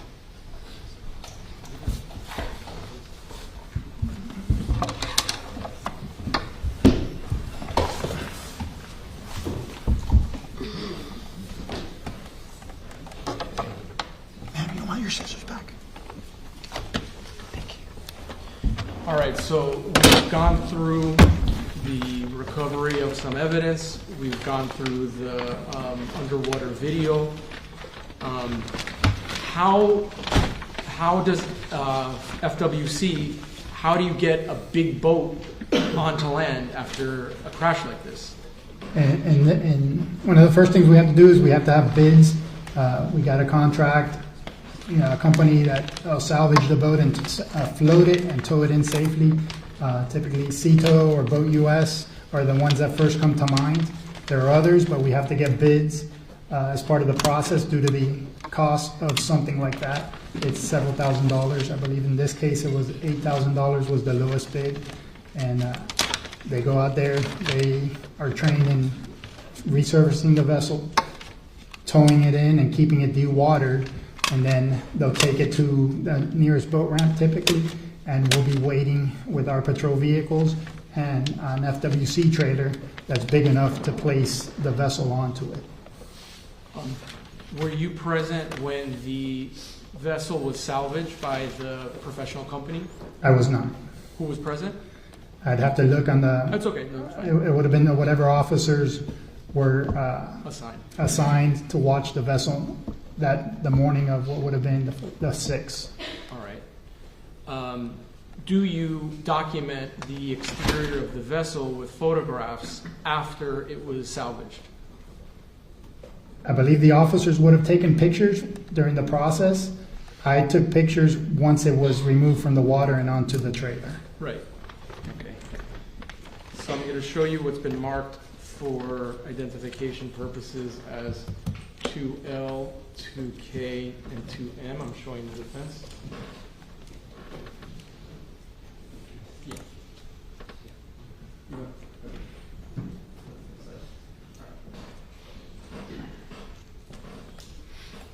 Okay, so we have 2L through 2M, Lieutenant. I'm going to pass through them. Is this the vessel that was recovered by FWC and the professional contractor? Yes, it was. It is. Yes, it was. And is this last photograph a photo of the interior of the vessel? Yes, it is. And they fairly and accurately depict what you saw when the vessel was salvaged? Yes. Your Honor, I'd ask that these items be admitted. No objection. No objection.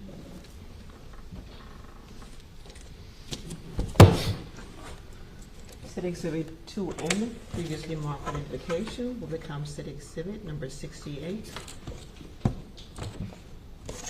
2K, 69. And 2L, 70. Thank you. And actually, Lieutenant, before I publish these items of evidence to the jury, I just want to sort of ask you questions regarding your background and training. Have you ever received any specialized training in vessel crashes? Yes. Can you tell me about how you were able to get that specialized knowledge?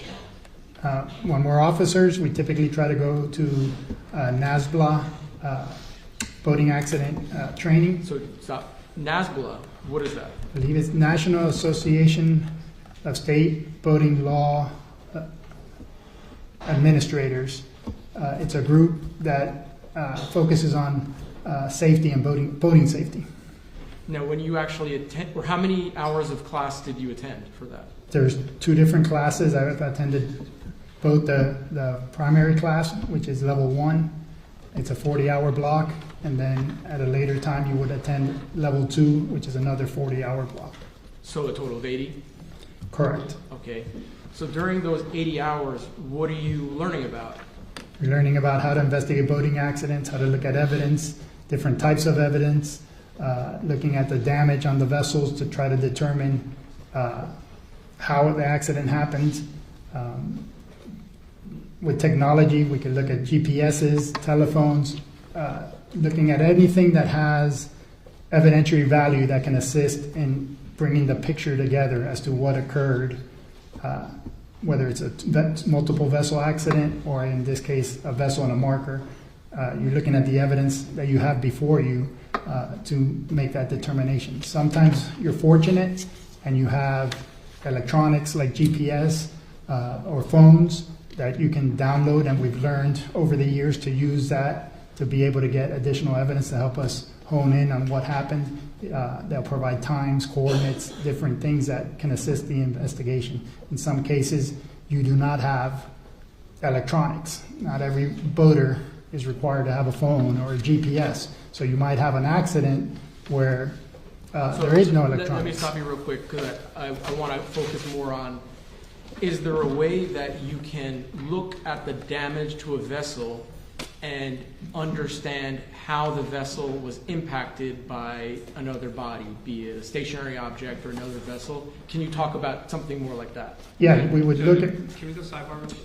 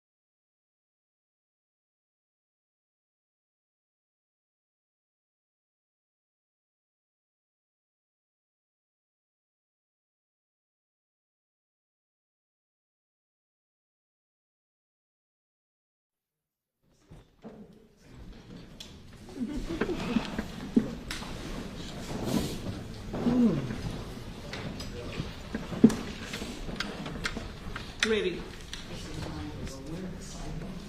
We're in session, so if you would like to speak to each other, you have to go outside to do that. Because it gets a little bit hard to hear over here, even though I can hear what you want to say.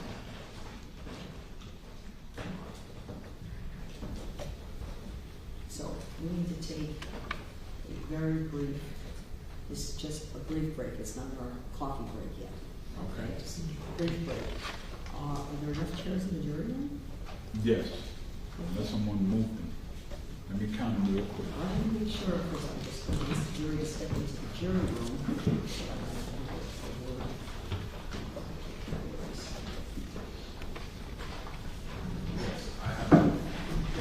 Ladies and gentlemen, leave your notepads at your seats if you would. Just step into the jury room. This will take a minute. All right.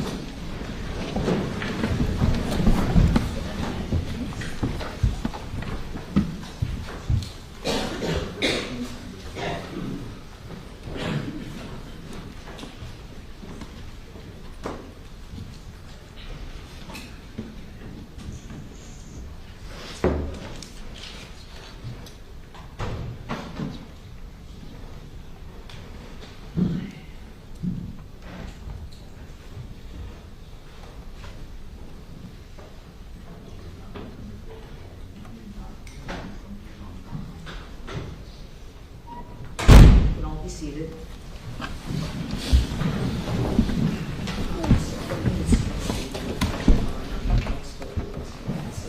So please refrain from using phrases like scientific phrases, force or speed, or anything that would imply that you're testifying in an expert type of capacity, because you are an accident reconstructionist. You understand from your testimony what information you have. But listen carefully to also counsel's questions. Just refrain from using any type of technical language in your testimony. Okay? Yes, ma'am. Okay. Okay. Did you say physics as well? Yes. Okay. Physics, anything, the physics of it, the force, all this terminology, more scientific type terminology that would come from someone, well, you have the training you have, would come from someone with different types of training in physics and expertise over those lines. Okay. Understood, Your Honor. All right, we'll just follow the questions. Okay. Okay.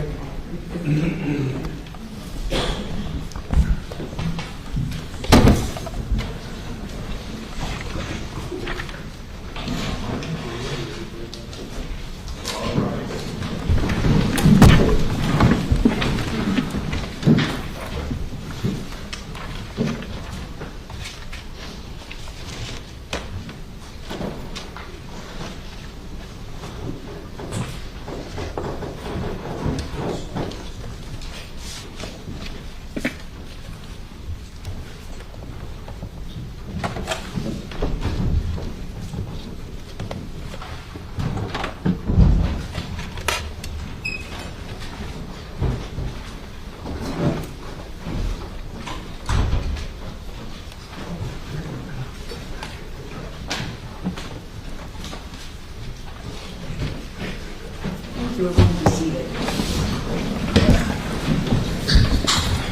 All right, that's continue with your direct. Yes, Judge, thank you. Lieutenant, I was asking you some questions regarding some specialized training that you have. Really what I'm trying to ask is how a vessel behaves differently than an automobile when it strikes an object. Can you talk about... Rephrase your question, counsel. Can you talk about when a vessel is in a crash, how it behaves? Objection. I'll tighten up that question, counsel. Well, hold on one second, Judge.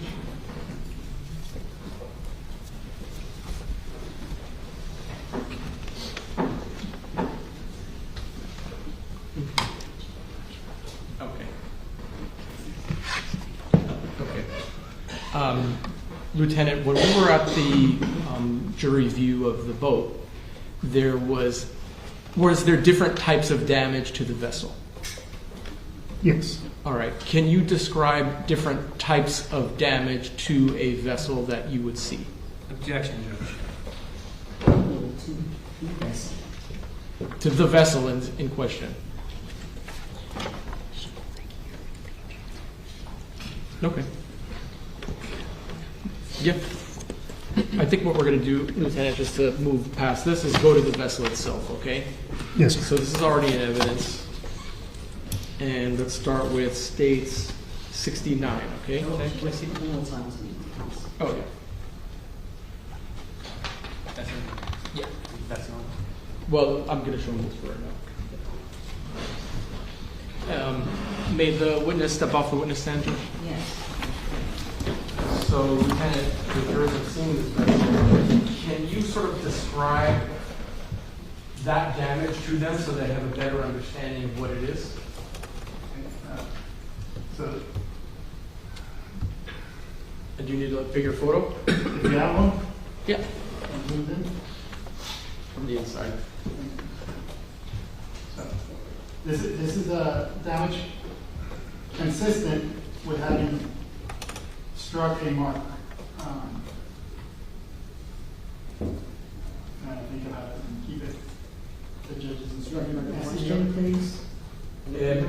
And what, can you describe the actual damage to the vessel, the body of the vessel? Yeah, so you're gonna see damage begins at about this point. It's hard to tell in this image. If there's something that more zoomed in, I can. Okay, let me get you more zoomed in. Have a seat. Hold on one second.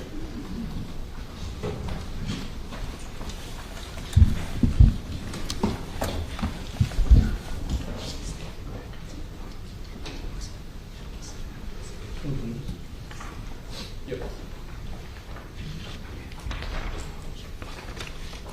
Madam Clerk, can you mark this for me, please?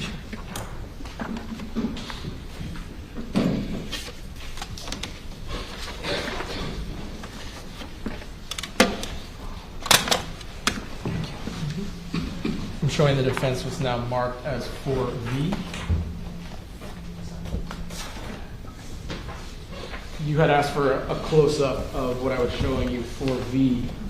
Is this a close-up of the damage to the vessel? That is from the stern. All right, and would this aid you in explaining the extent of the damage to the jurors? It will help. Do we have one from the bow? Where the initial impact?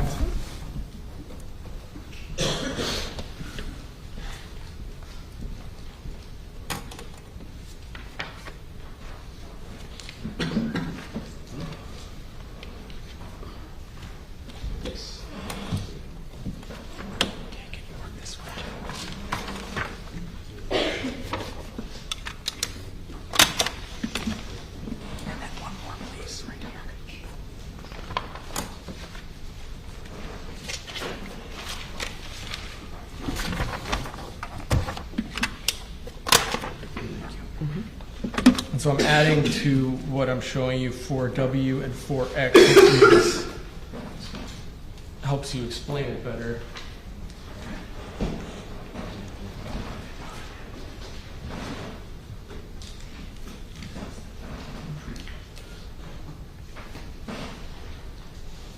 May I have your search?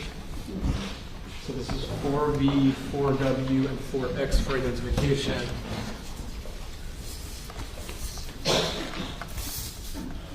Will these photos assist you in explaining to the jury? Yes. All right. And so, do you remember at the viewing, Lieutenant Thompson pointed out two parts of the vessel to the Yes. jury?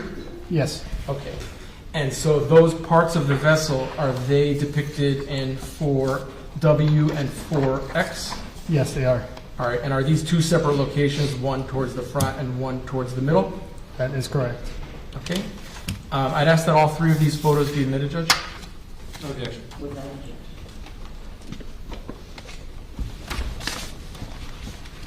State Exhibit 4V, previously marked identification, will become State Exhibit number 71, 4X, 72, and 4W, 73.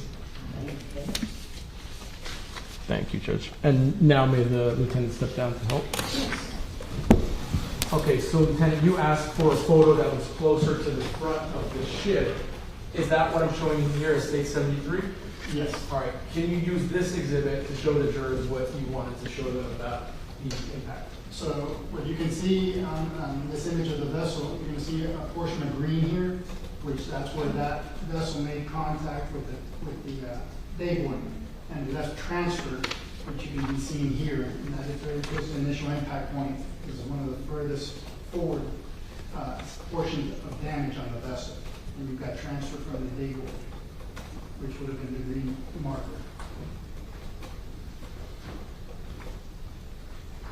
All right, and now midship, State 72, does that also show transfer on it? Yes, it does. And can you sort of point to it for You the can see jury? there's green transfer here, and then that tells us that that also made contact with the dayboard, leaving a mark.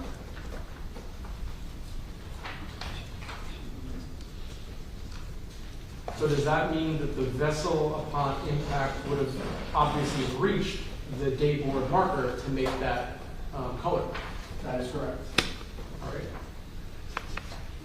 And then lastly, going to the full ship photo, photo 71, can you sort of explain what we see in the damaged part of the vessel? What is the breaks in the vessel?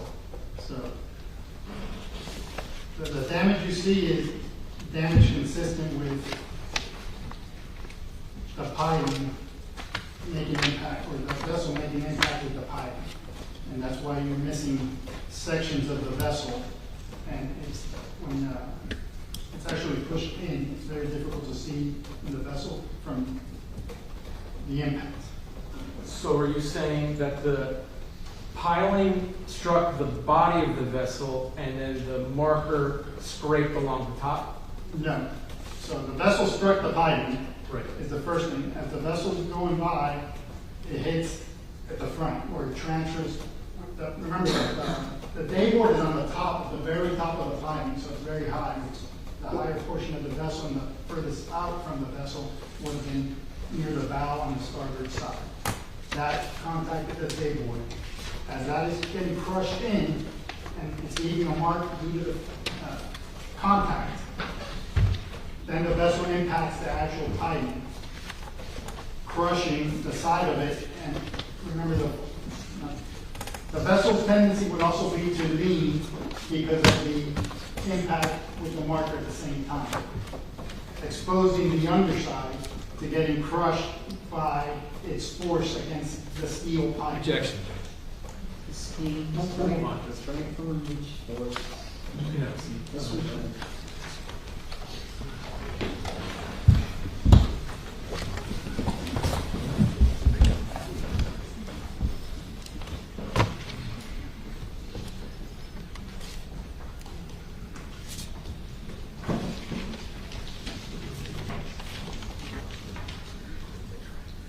So if you were to be in a boat and bump into a buoy, what direction would the vessel go towards? Objection. You could answer, Lieutenant. Thank you for being here. Okay.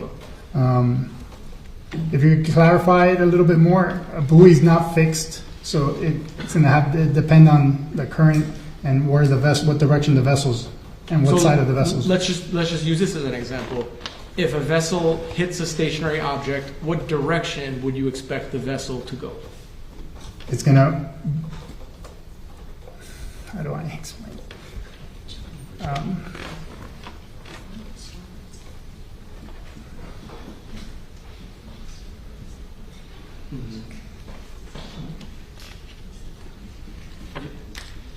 And again, looking at what happened here, if the front starboard side impacts a stationary object, where would you expect the vessel to go?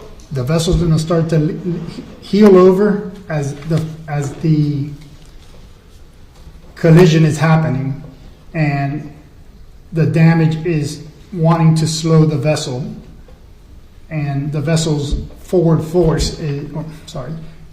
motion wants to keep going. Therefore, it's crushing what's making contact from the vessel, fiberglass, with the steel piling in this case. Okay. And thank you, Lieutenant. I know that took a minute to get through, but thank you. I appreciate your patience. So let me ask you, earlier you had mentioned GPS, okay? Did you recover the GPS in this case? The GPSs were documented. There was 2 of them on the vessel. I believe the brand is Simrad. They were documented when we dove the vessel. Ultimately, they were removed once the vessel was brought to shore, and I was the one who removed them. And Simrad, what is Simrad? Simrad is a brand, just like saying Garmin or Apple or some other make of the product. Now, prior to removing the Simrad GPS from the vessel itself, do you document it? Yes. With photographs? Yes. Okay. So I'm showing you what's marked for identification, 3S through 4H. And before I do that, let me just show the defense.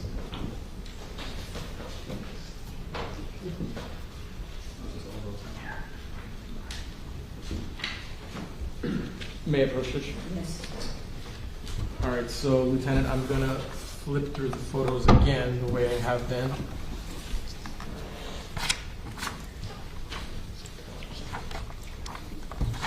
This one again? Yeah. And when I'm finished, I'm gonna ask you if they fairly and accurately depict the devices that you saw on the boat and whether or not you in fact recovered them.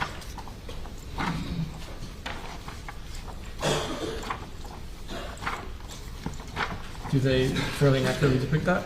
Yes, they do. Should I ask that these items be admitted into evidence? No objection.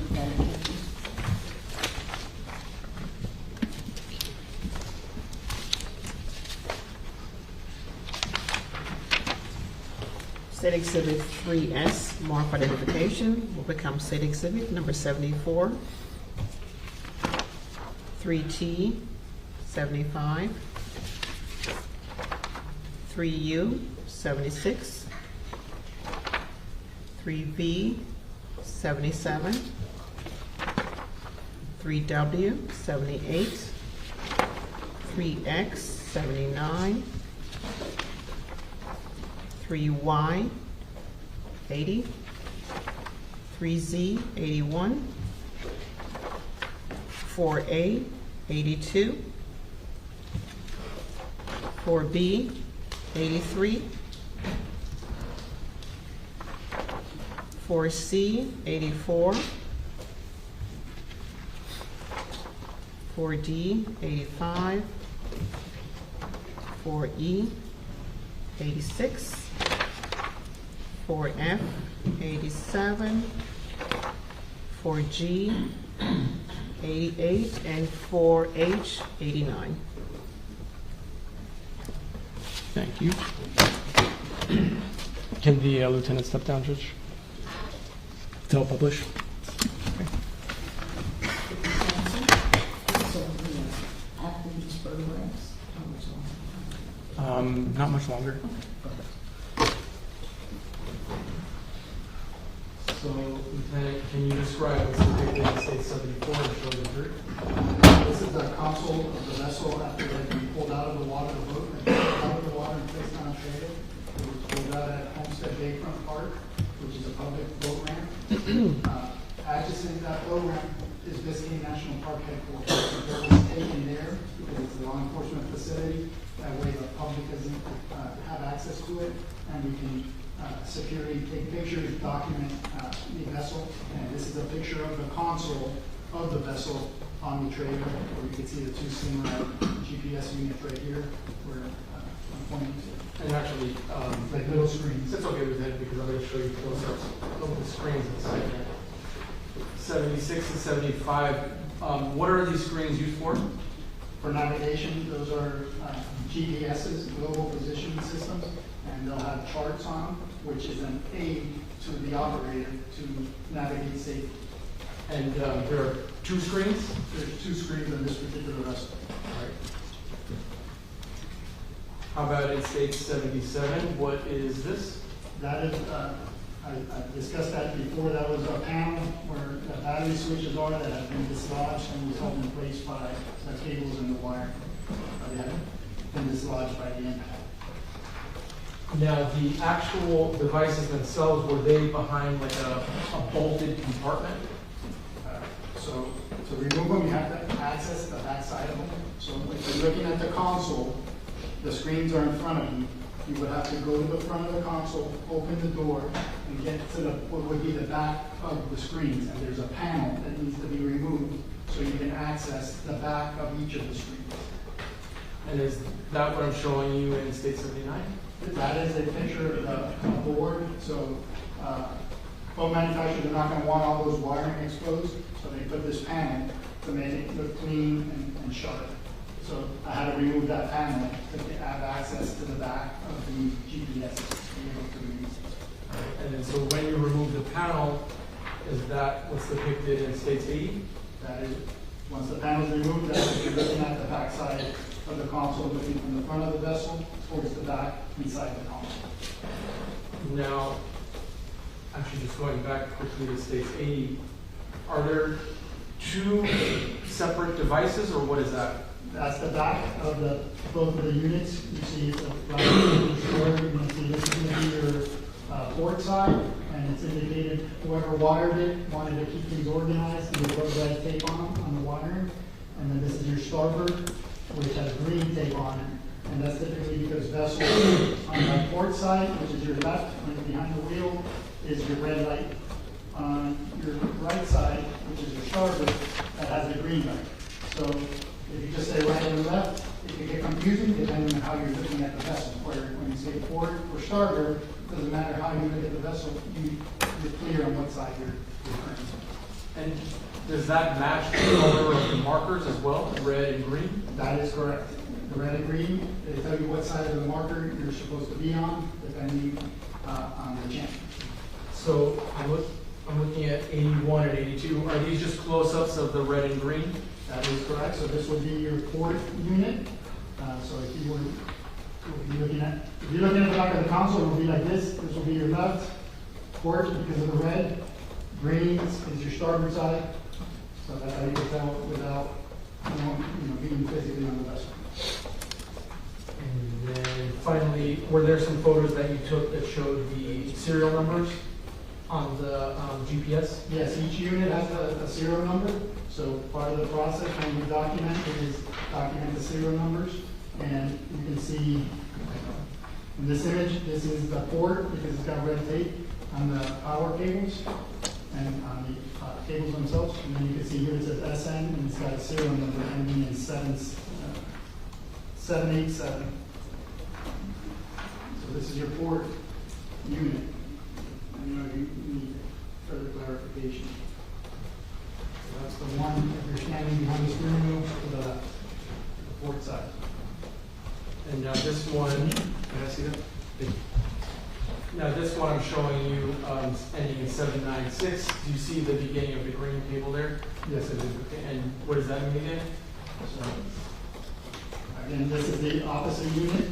The green is your starboard. And there's two pictures because this one came out a little blurry. So I had to take a close-up of it. And you can see this one ends in, it says SN serial number, has a lengthy number, but it ends in 796. And again, in this image, you can see the power cables or the accessory cables, and it's got green tape on it, which is me zooming in to give a clear explanation. Well, after this, we're going to look at the other item that brought with you. He was asking. Thank you.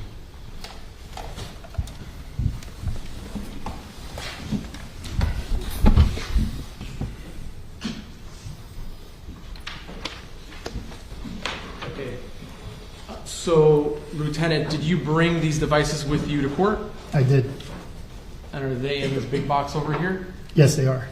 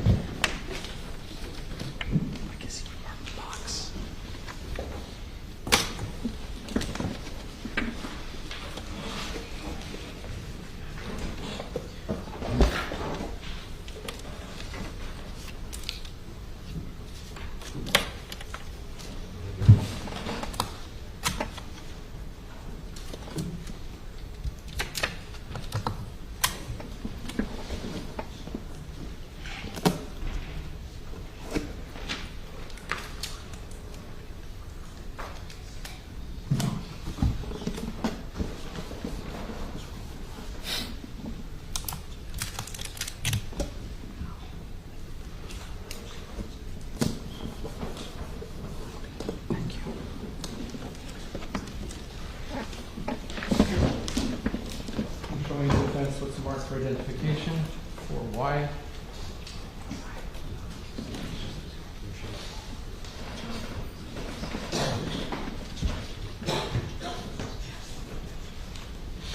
May I approach, Judge? So unless anything has changed, Lieutenant, these are the devices that you brought with you? That is correct. All right, and you see, I guess there's a property label on these? That is correct. One of the two has a tag attached because they were both the same item number.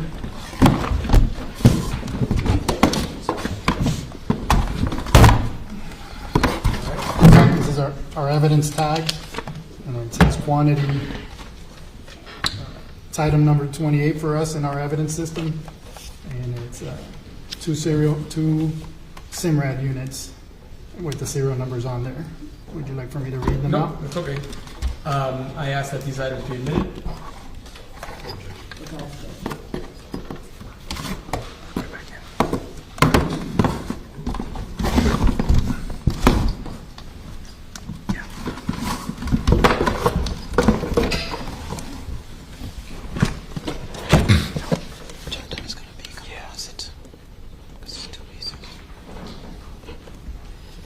Set Exhibit 2Y Composites, marked for identification.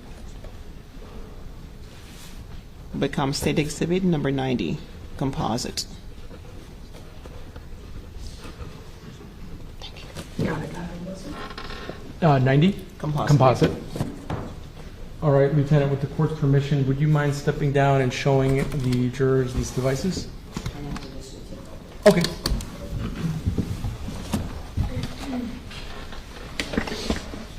If you can just go one at a time. This is going to be one of the two SIMRAD GPS units.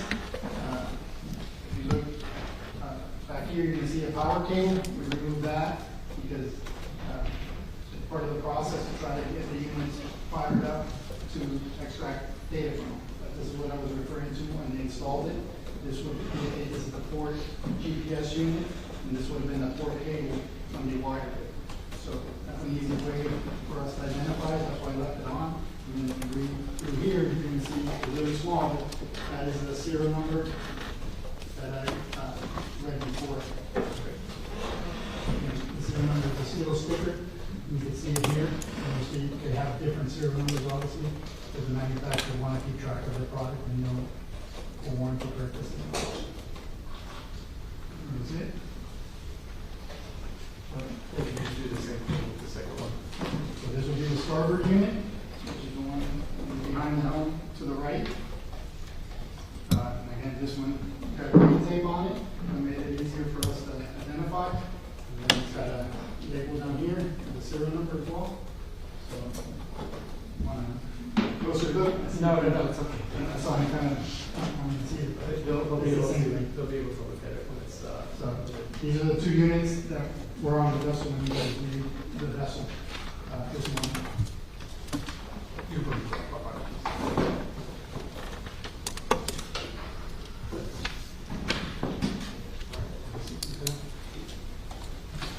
And just we're taking a brief break. Did you want to take a brief break? I'm pretty close. Maybe 5-10 minutes. I want to take a break. Okay.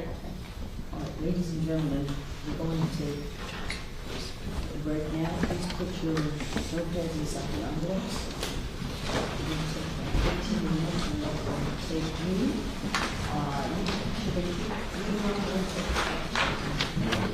Leave your envelopes at the chairs. Please don't discuss the case. Some refreshment for you. I'll be back in 15 minutes. Thank you. All rise.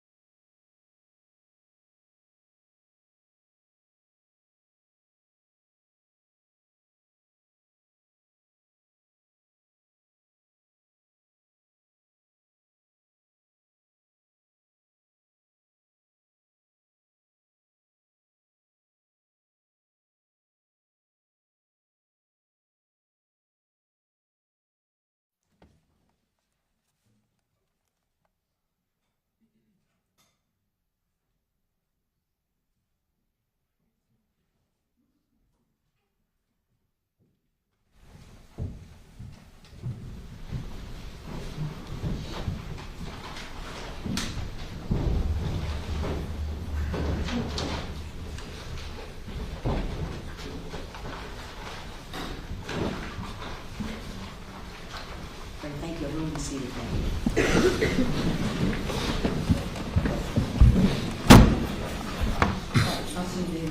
Thank you, Judge. Lieutenant, I have just maybe one or two more questions for you, and then I'll turn it over to the defense.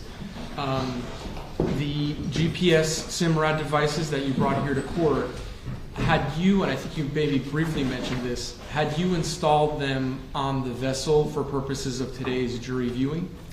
I believe Lieutenant McDonald just placed them on there. They weren't installed. They were just placed in the holes where they were removed from. Okay, they weren't so- bolted on or anything like that. All right, so they were in the position as where they would be on the day of the crash. Correct. Okay, to make it as real as possible for the jury. Correct. All right. Lieutenant, I have no additional questions for you. The defense may have some. Thank you. Cross-examination. Thank you. Good afternoon, Lieutenant. Good afternoon. So when you talk about a day marker, are you referring to the green part that you showed the piece of before? They're day markers, day boards. It's common talk for us. But so that would be. The boards? Can I see?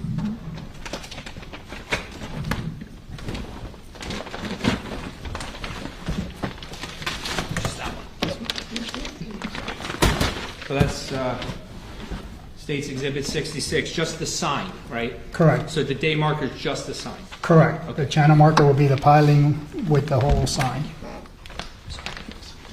And when you refer to the piling, is that the whole pole down all the way to the floor? Correct. It's a steel pipe. Okay.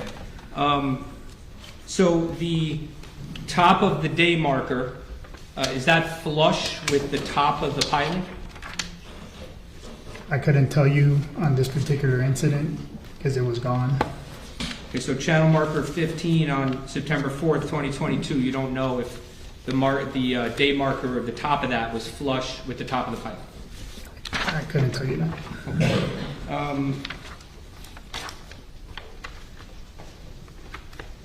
Can I see State's Exhibit 36?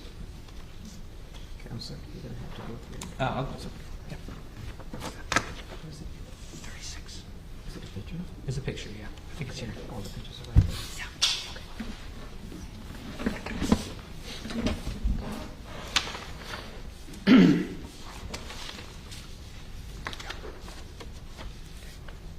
Not get this out of order. 36. Judge, may I approach the witness? So, Lieutenant, this is State's Exhibit 36 that was put into evidence during your direct.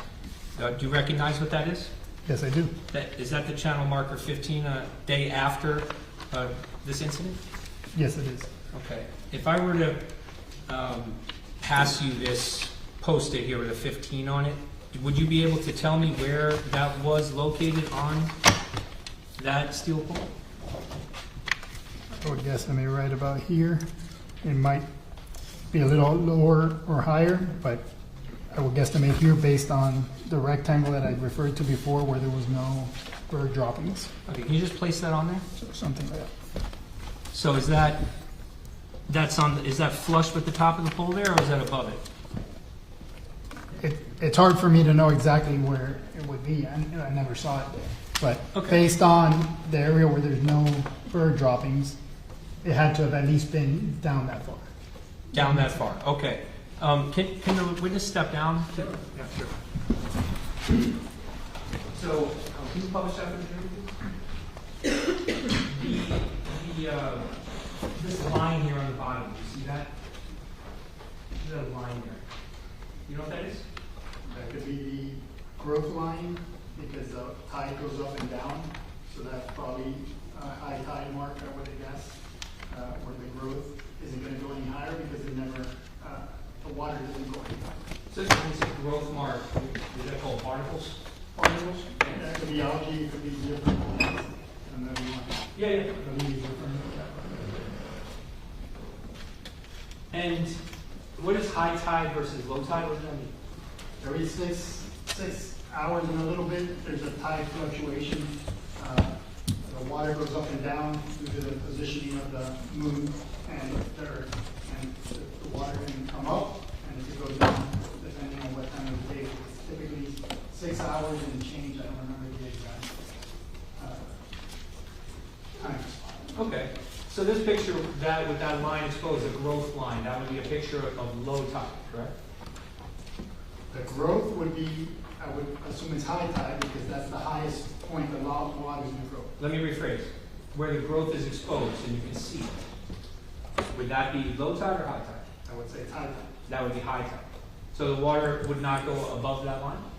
It can go above that line on certain times of the year where we have things that are called king tides, where the moon's closer and it may go, but normally a high tide would not go there because then you would have algae growing at what, or barnacles growing at whatever the highest point the tide typically gets to. If that makes any sense. But there are fluctuations where it could be higher and it could be lower than normal. Okay. And do you know the distance on channel marker 15 on September 4th, 2022? The distance from the water line to the bottom of the day marker, the sign on the top at the time of this accident? No, I don't believe I could measure it. Okay, is that something you could measure? You could measure to the bottom of the markings. I'm not aware of it. I'm not doing that measurement. Okay. Of course.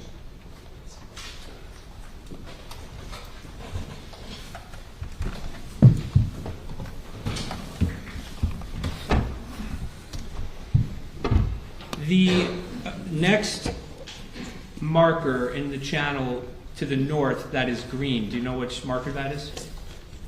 I believe it. If there's no lettering, it should be 13. Sometimes there are other, like let's say a 15B or a 13B. So I believe it was 13, but I'd have to look at a navigation chart to be exact. Okay. Are you you're not familiar with Cutter Bank Channel's markers? Yes. Oh, you are. So in Cutter Bank Channel, you don't know off the top of your head if there's another marker. Okay. I know there's markers. There's more markers. Yes, there are. I couldn't tell you. The number sequence isn't always in order, if that makes sense. No, I understand. So considering you don't know the next marker, you wouldn't know the height difference between, say, 13 or 13A and 15. You wouldn't know the height differences there. No, sir. But is that something that could be measured? It could be measured, but there are differences between markers. I was out there probably not this Saturday, the Saturday before, and I can tell you the piling for marker 15 is lower than the others. So it's shorter, meaning, when you say yes. lower. So closer to the water? Correct. I'm going to get this back. Put it back here. Got it on there. Let's put that on there.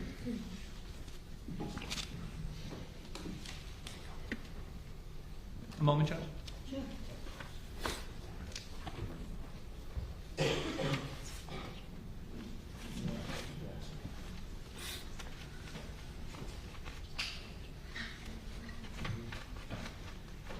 Isn't it true that channel marker 15 is actually 4 feet shorter than 13A? I do not know that. Is that something that you can measure for us? I can measure it. Thank you. Just very briefly.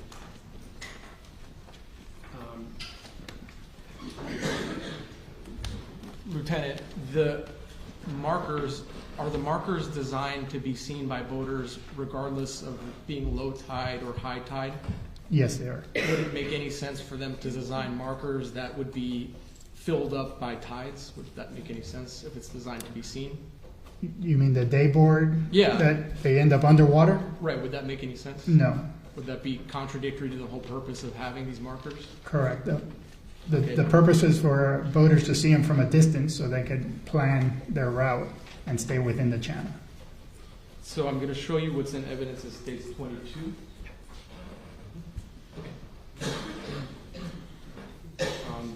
Lieutenant, this is already in evidence at States 22. The Coast Guard, did they repair marker 15 and put a new day board on top? I believe they did. And is that the date up top, September 6, 2022? I believe so. not 100% because I hadn't been out on that day. I wasn't there. Okay, but But just it's to be, my understanding that they did replace it, yes. the Coast Guard didn't leave this piling without a Correct. dayboard. Correct. Once they were notified, they made arrangements and shortly after the accident, they Okay. replaced it. And does the dayboard get repaired essentially immediately? I would assume they make a whole new dayboard because there was no dayboard left. Okay. So May I just, they would have put 2 new boards. okay. May I just republish this, Judge?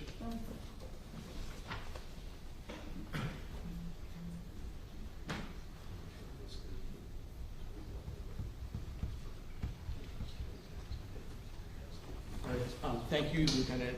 I have a few questions for you. Judge, briefly for us on this.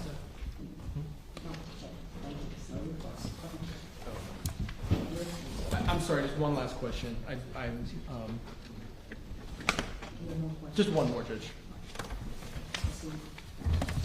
When you were out there, did you have any difficulty seeing the dayboards on the channel markers at all? When we were out there diving? Yeah, the ones that hadn't been destroyed, were you able to see them? Of course, yes. Thank you. Thank you.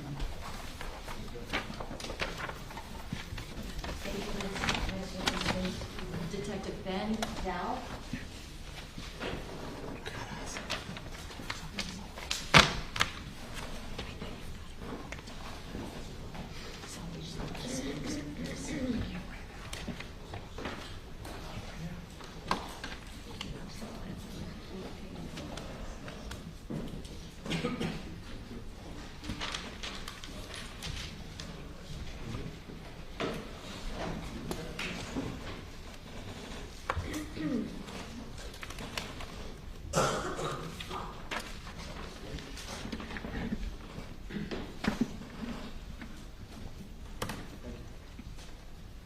Do you solemnly swear from the testimony about to give will be the truth, the whole truth, and nothing but the truth? So help me God. You may have a seat.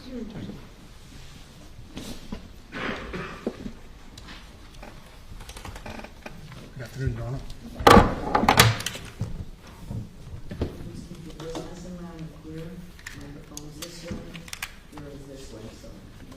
Absolutely.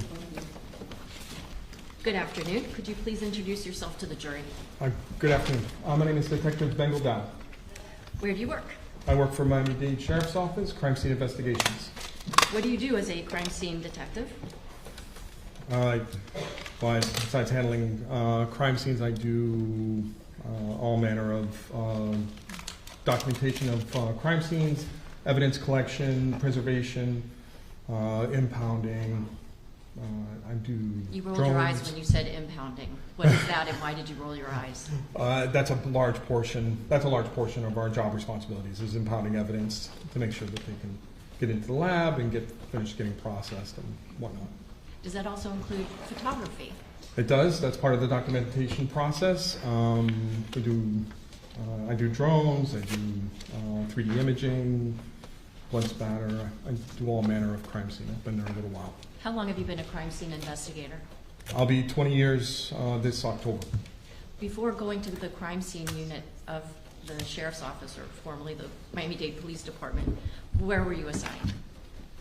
Before that, I was in Uniform Patrol, Northside District, as an FTO. And what's that, an FTO? Field training officer. Taught the new guys coming out of the academy and took the information that they learned in the academy and applied it to real-world situations. What was it that made you decide to go into the crime scene unit? Well, at the time, I really didn't know I wanted to go into crime scene. It was suggested by one of my coworkers. He thought that I'd be good at it. I was very interested in crime scene and the science aspect of it. So I went ahead and interviewed. I had an opportunity to interview. I interviewed, was selected, and here we are 20 years later. As an investigator with Miami-Dade Sheriff's Office, are you sometimes requested to assist other law enforcement agencies with their cases? Yes, quite frequently.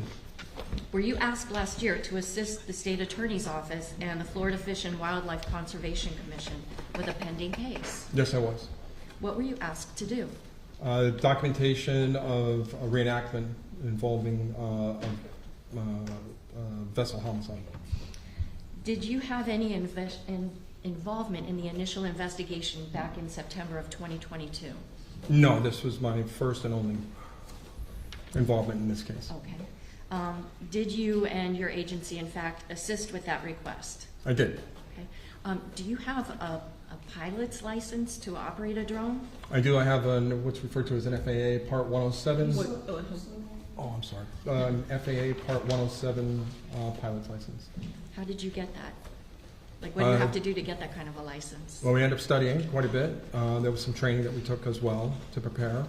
And then you sit for the test with an FAA certified testing site, which I passed, and that allowed us to begin our drone program. I'm one of the founders for the drone program for Miami-Dade. One of the what? Founders. Okay. We started the program. How many other pilots of drones are there within the department? Well, now we have quite a few, but in our unit specifically, we have 6. Now, this reenactment that took place, do you remember what day it was? It was June 9th of 2025. It was a Monday. Okay. So like 1 year and 2 days ago, basically? Yes. Okay. Where did that reenactment occur? Cutler Bank. And it's a body of water over by just south of Turkey Point. It's a power plant.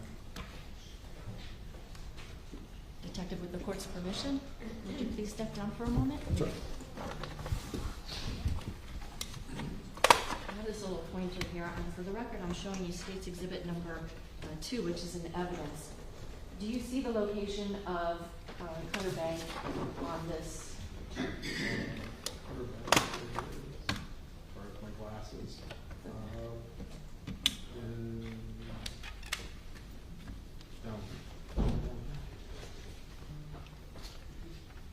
I have my glasses on, and there's a little part here that says something like Oh, I Cutter see. Bank Shallows. Oh, it's Is with that the the right stickers. place? Yes, that's Okay. correct.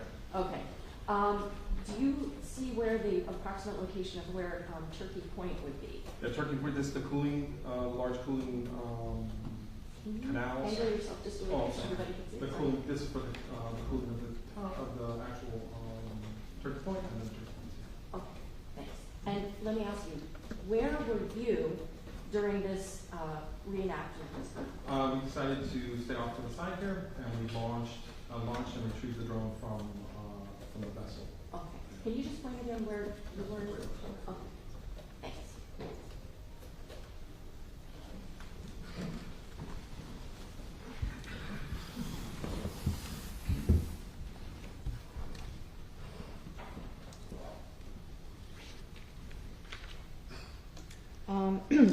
Before I ask you more questions about that reenactment, are you yourself a boater, a person who likes to go out on boats? I am. Where'd you grow up? I grew up in Maine. And what do most of your family members do? They're all commercial fishermen. So growing up, how often were you on a boat? All the time. Okay. Since leaving Maine for Miami, have you been on boats? Yes, I've owned boats, and family members own boats, and I help use their boats and all that. Are you familiar with how channel markers are designed to assist with safe boating? Yes. Can you explain? Channel markers use a red and white marker system, and that helps with navigation on open waterways as well as estuaries and rivers. So basically the big rule of thumb is red, right, return. So when you're returning to port, you want to have the red marker to your right side, and those markers, regardless of where you're at on the water, you always know which way to go because of the way the marker system is, as far as what side you should be on, so people don't get confused even at night. So if a channel goes more north and south than east and west, what side would the green markers be on versus the red markers? The green markers are on the side of the channel that is where the United States is, where the land is. Not necessarily where an island is or what have you, but it's there. Unless it's in a river, and the river then it's upstream. So that same rule applies, but it's an upstream rule. So if you're going against the stream, the red markers are on your right. Can you explain for the jurors, what was the idea behind trying to reenact the vessel crash that happened on September the 4th of 2022? Was that like with an eye toward what we're doing right now in trial? Well, we definitely, we want to be able to, graphically show what occurred to the best of our ability, right? So when we start, not everybody's familiar with the waterways, not everybody's familiar with how boats work, and speed and the different dynamics of boating. So we want to be able to show that, right? We want to be able to document that to the best of our ability and as close and as proximate as we can. Without jeopardizing the safety of a jury? Yeah, no, we definitely don't want to do it with the jury. Having, I imagine, traveled in automobiles and traveled on boats, how does 40 miles per hour feel on a boat versus in a car? Objection. When we're talking about speed on a boat, speed on a boat is more significant than it is in like an automobile. We're all used to traveling at speed, right? If we're thinking of a 40-mile-an-hour zone, we're thinking, that's like Kendall Drive, or it's that kind of speed. However, on a boat, you're going through an item that's 1,000 times thicker than the open air, and it takes a lot more energy to get up to that speed, to get going, and it's obviously much more difficult to do it, and you're exposed. You're exposed in a boat the whole time. There are no seat belts or nothing like that. So, So, can you please talk a little bit about what safety measures were taken into consideration prior to actually engaging in this reenactment? The first things we started. Objection, Your Honor. 401, 403. All right, I'm sorry.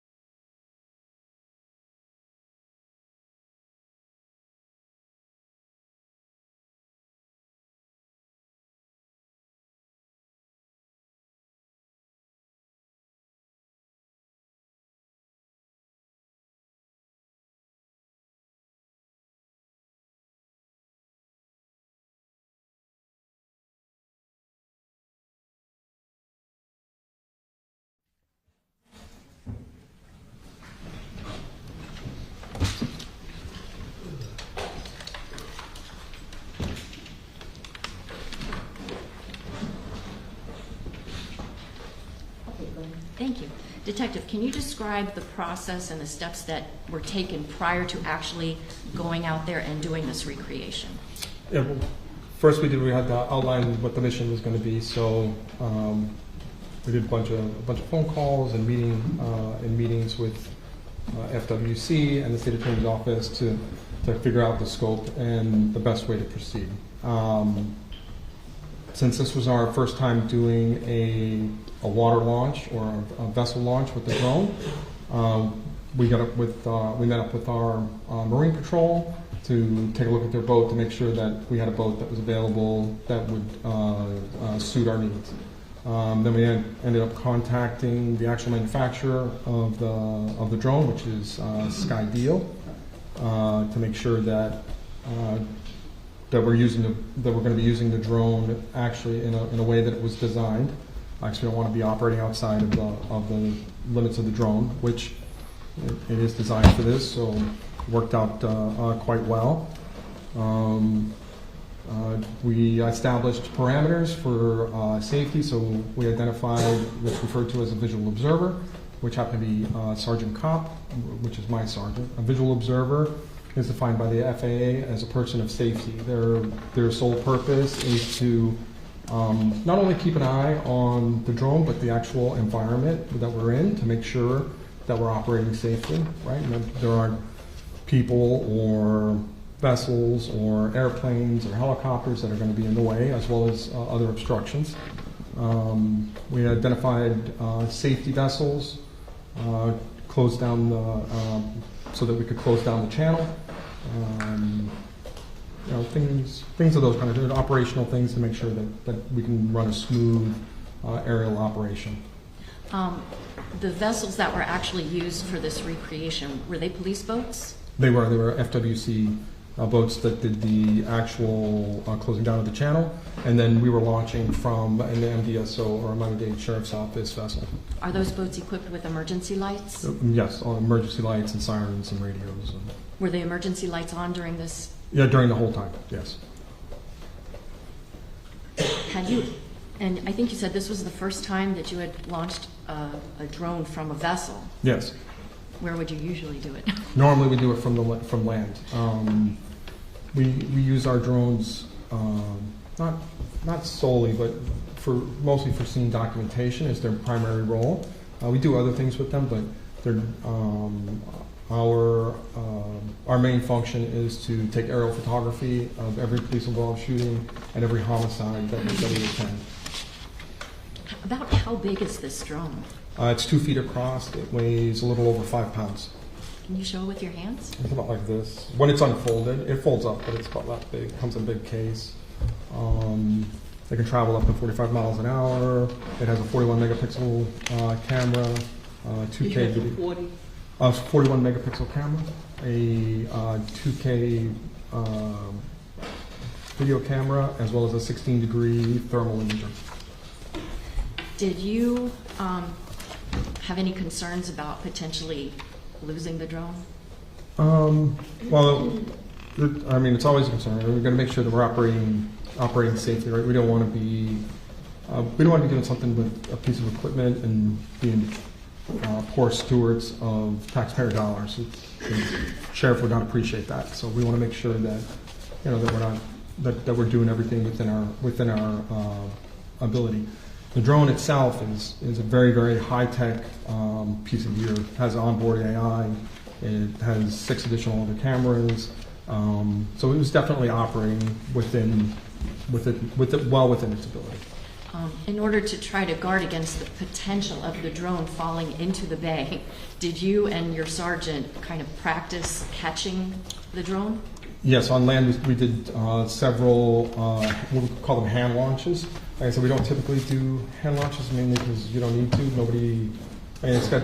It's got spinning blades. It is a little unnerving. It's safe to do, but it is unnerving that you're holding this big object with these big blades moving so fast.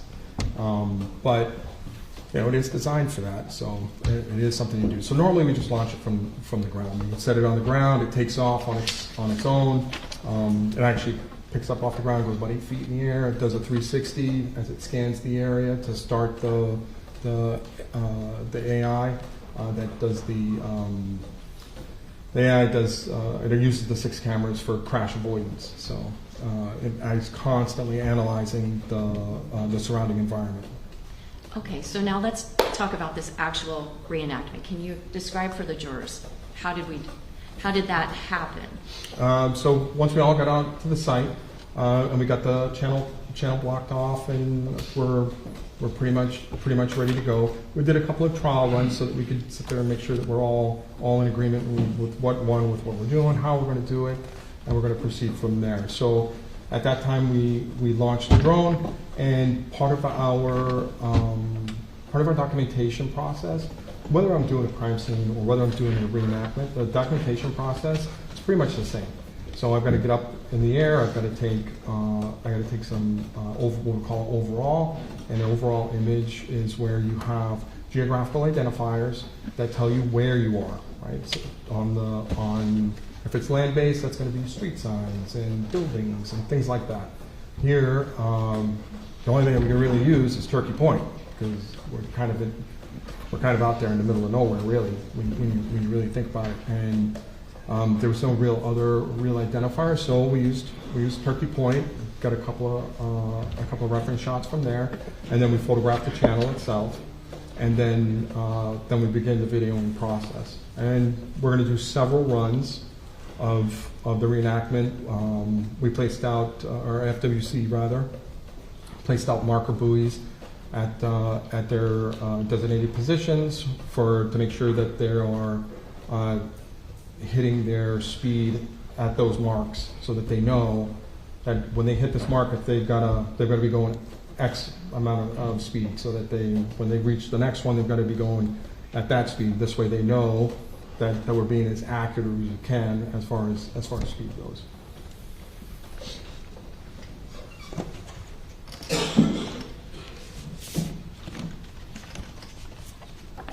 For the record, I'm showing counsel states 5E, 5F, 5D, 5C, and 5B.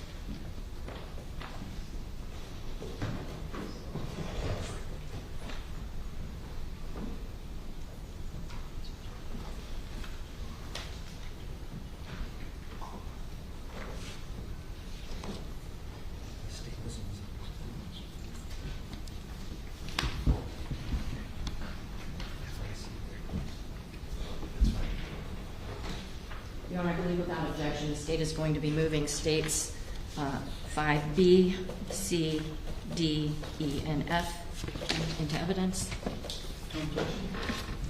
No objection. 5B, C, D, E, and F. State Exhibit 5B, previously marked for identification, will become State Exhibit 91, 5C 92,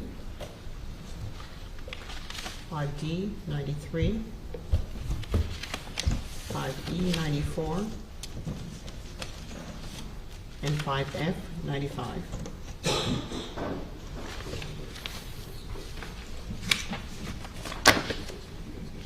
Showing counsel now states 5A for identification. Judge, I believe there's no objection to the state moving 5A for identification and evidence. State Exhibit 5A, previously marked for identification, will become State Exhibit number 96.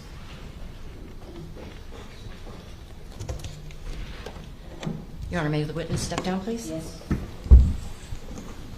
Detective, I'm showing you what's been marked in evidence. It states 96. I ask you if you could use this pointer and kind of orient us to what we're looking at in this photograph. Here we're looking at the channel marker, and we're at the actual channel. That's this right here. Right?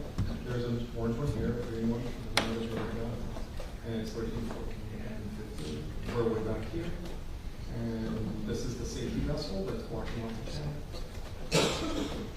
And these photographs, did you also place them all on a jump drive? I did. Okay. And so the plan with the vessels was to do what? If you could just show, just so the jury will kind of have an idea of what was going to be taking place. We're gonna be coming down the channel. Here's a drone, this is one thing, just take another drone. And, we're, back, not quite away, closer to the south end of the north. And as the vessel is gonna come by, I'm gonna videotape the vessel. And for whatever it's, for FWC's part in the reenactment. The one's operating the vessel, I'm just there to document it, video on it. Does this photograph, is it looking to the south or to the north? Let's start with this. Which is your police boat? My police boat should be this one. Okay. And what's this other little boat here? That's an FWC, that's one of the safety vessels. Okay. So I'm sorry, a little bit slower, Oh, I'm a little sorry. bit louder, okay? Certainly. Thank you very much. And so in what direction was the FWC vessel going to be traversing the channel? They're going to be starting from the north and going south. And so that would be which way? Coming this way. Okay, thank you. No.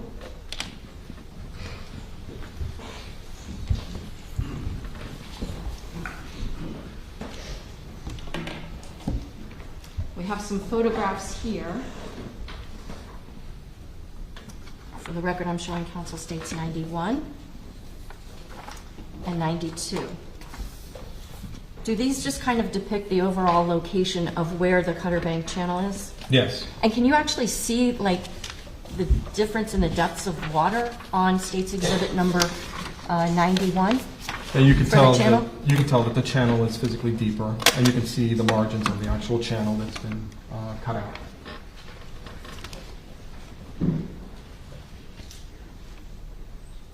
And so like there's a kind of darker line that goes halfway through? Is Correct. that the channel? That is the channel.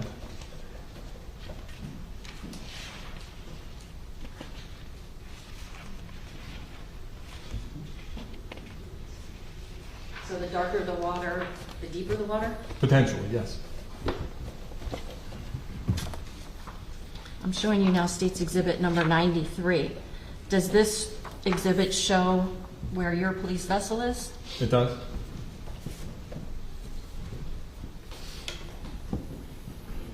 Can you use this pen and circle where the vessel that you were on? So, Okay, and can you put MDSO for Miami-Dade Sheriff's Office?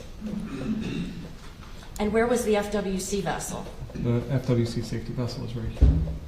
And could you put FWC? Okay, and can you now, with that pen, show us where marker number 15, 14, and 13 would be? Yeah, this is 15, 14, and this should be marker 13.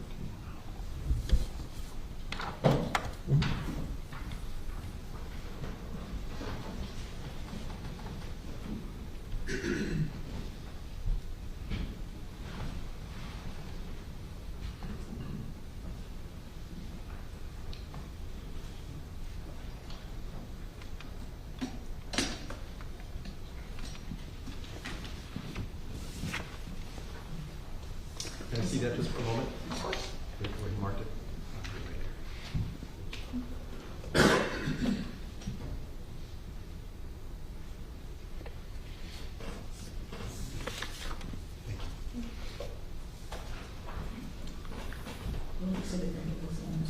Your Honor, this is exhibit number 93.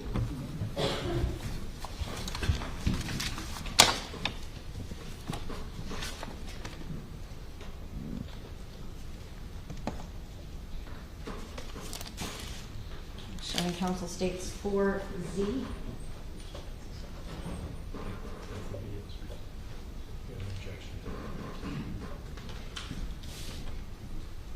Detective, I'm showing you states 4Z. Do you recognize this exhibit? Yes, that's the jump drive I prepared. Okay. Is your handwriting on not only the jump drive, but also on the covering for it or the packaging On the for envelope, it? yes. Okay.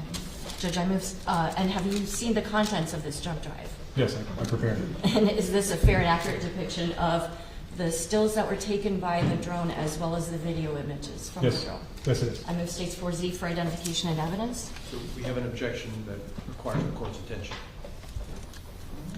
Come on over here, thank you.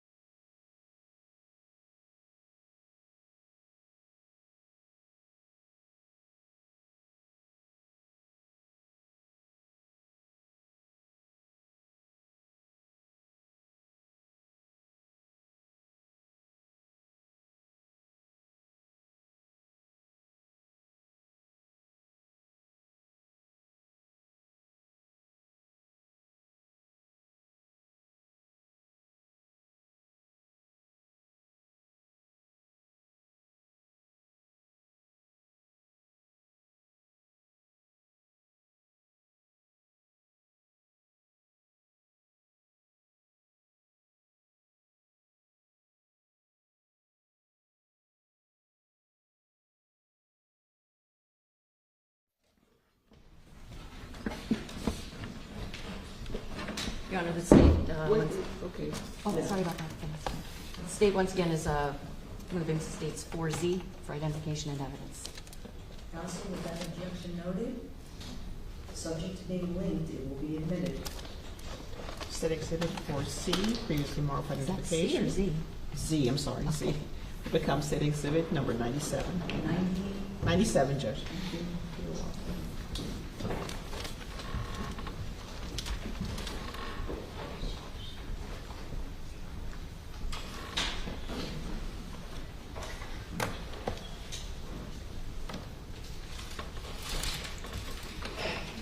Your Honor, may I publish?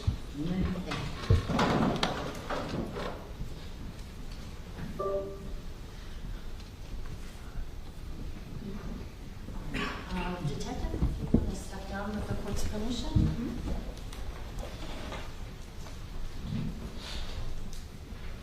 Just because the image is a little clearer, can you try to orient the jurors on showing what is picture number 1? Okay, so that's the turkey point back there. This is the channel here. And this is marker 15, and that little orange dot is a marker buoy. Is one of the marker buoys for the speed check, basically. So that one of them is, and that's 14. Okay. And this is looking in what direction? We are looking mostly west.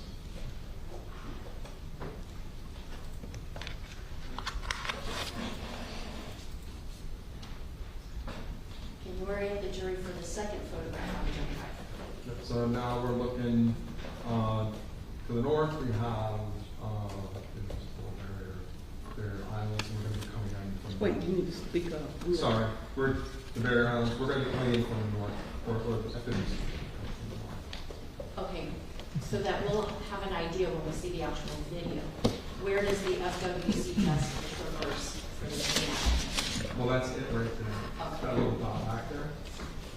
And where, in what direction is it heading? It's going to be coming south. So it's at the north end of the channel. Can you use it a pointer? Oh, sorry.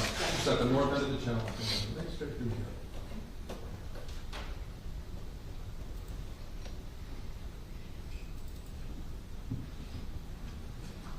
And in this photograph, This is where we're launching from. This is our MDSO boat. That's the safety vessel. Here's marker 15, and there's that little orange dot is that speed check. Speed check buoy.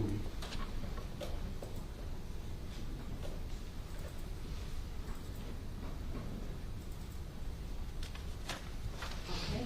And it's a little wider shot, same. This is my vessel here that I'm on. Marker 15, a little speed check buoy, marker 14, and that's Turkey Point back in the most northwest. And the last photograph that we have.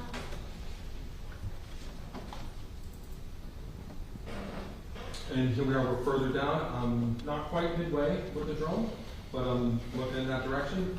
The FWC vessel is going to be coming from the north, traversing south, and that's marker 13, 14, 15. Orange buoy is too small to see at this distance, but that's my vessel here, and then the safety vehicle or vessel, and the boat that's going to run the actual course. Okay.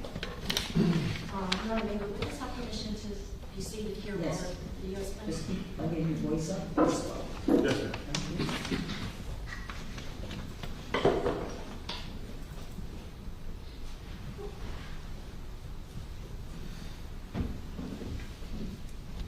Is that number 1? Yes.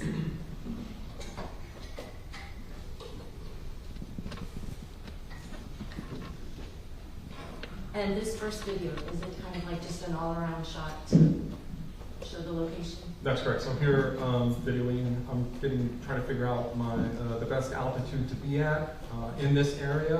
What's this here? That's Turkey Point in the background. So we're getting our reference. When we do crime scene things, we do it exactly the same way over and over and over again. So this counts as kind of my overall establish my geographical location, and we're going to videotape it. That's marker 15. That's me there in the vessel. That's FWC safety vehicle and the boat that's going to run.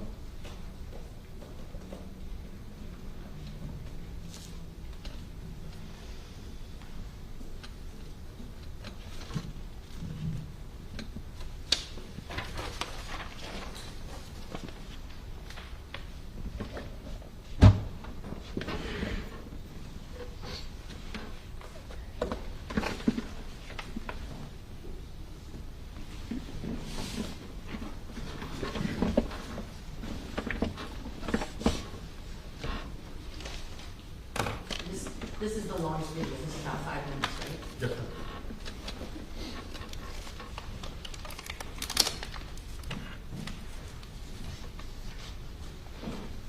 That's your speed marker buoy, and that's marker 15.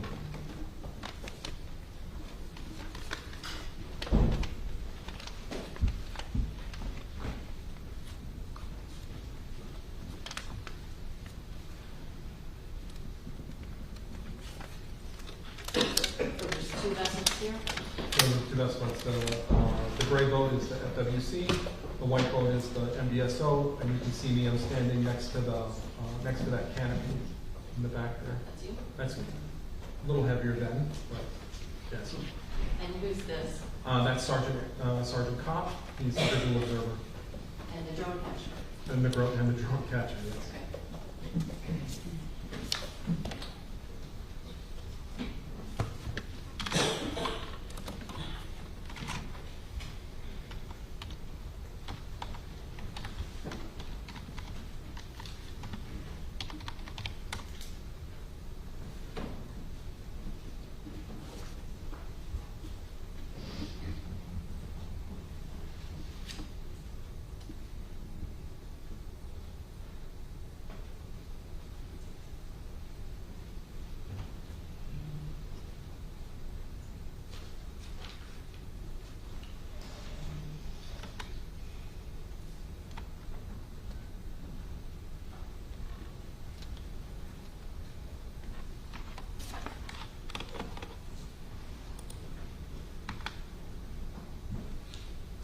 May seem a little on the obvious side, but this here, what is that? That's our anchor line, that's what holds us in position.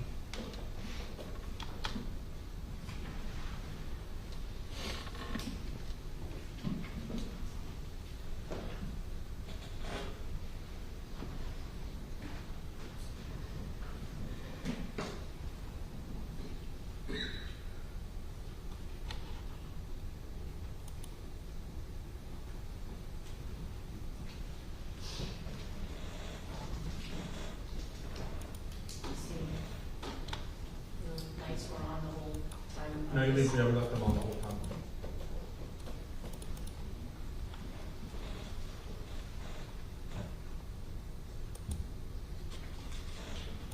And then is this you initiating the So we're gonna initiate the landing process? sequence here, and the drone knows that it's over water here, so it's a little apprehensive, so to speak. It's still operating with what it's supposed to be doing, but it knows that it's not supposed to land on water. So it doesn't, since it doesn't want to do that, it's sitting there analyzing the environment, and then what I'm going to do is I'm going to force it to a hand catch, and it's just going to lower slowly. Is all that means. It's not very dramatic. The drone thought you were trying to kill it? It was definitely, it's designed not for it to be as safe as possible, so it knows.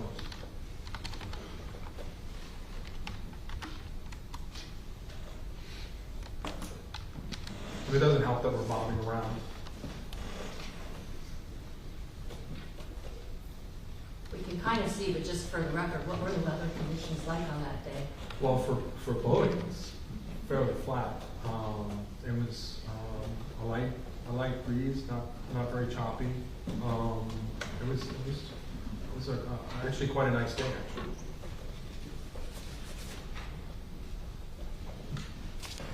There wasn't a lot of traffic, boating traffic, which we picked the date. We picked a Monday. And here it comes.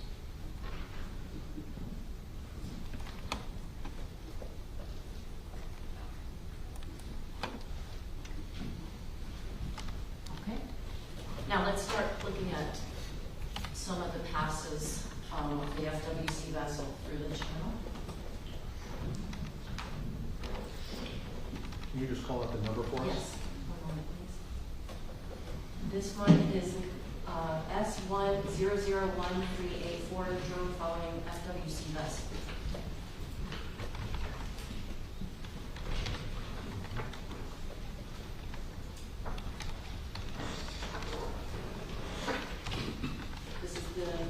vessel? In this video, in the beginning, I'm actually trying to keep up with the boat, but the drone doesn't go fast enough. So you started at about the same location as the FWC vessel? The vessel is a little bit further to the north, but thereabouts. I'm about 2/3 of the way down the channel, and the plan was, as it comes through, that I'm gonna zoom up with the drone. Now, the drone is capable of 45 miles an hour. However, when you do that, it uses an excessive amount of battery. So I'm gonna keep it down to where it does 35, to the 35 mile an hour mark, and it's still not enough. The boat is much faster.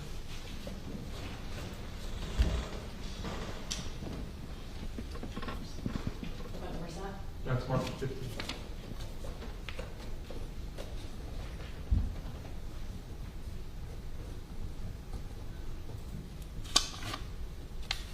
Let's look at S1001-390, drone view west FWC. Can you say that again slowly? Yeah. One moment. S1001-390, drone view west FWC.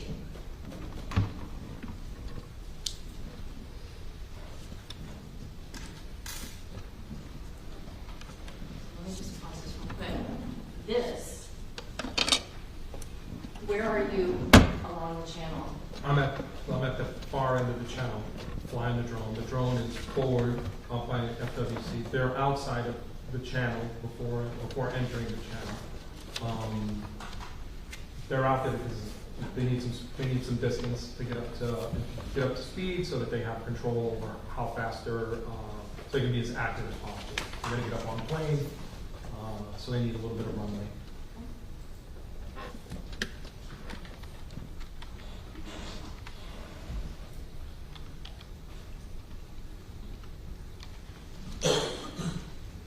Is that the entrance to the channel? It is.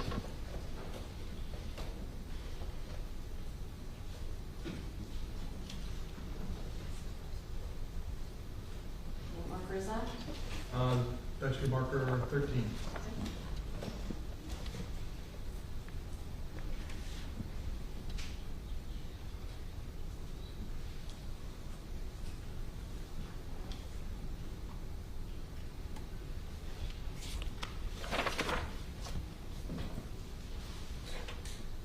Let's see, we are at.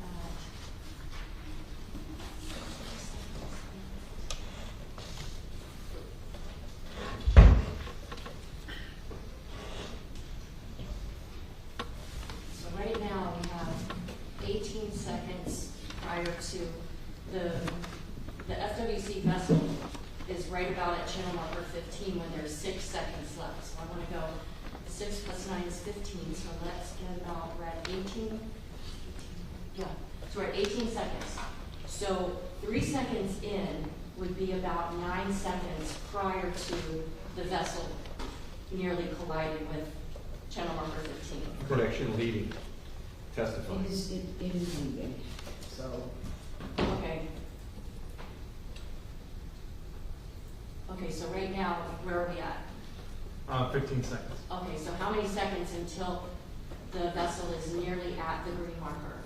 9. Well, it gets close at 15, at 6 seconds. So it's just 9 seconds away. Okay, so let's look at these last 9 seconds.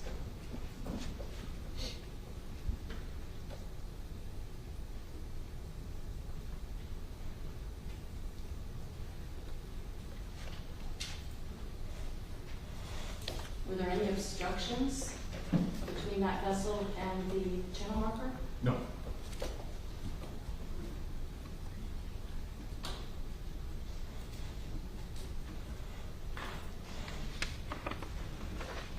Next, I'm playing S1001-396.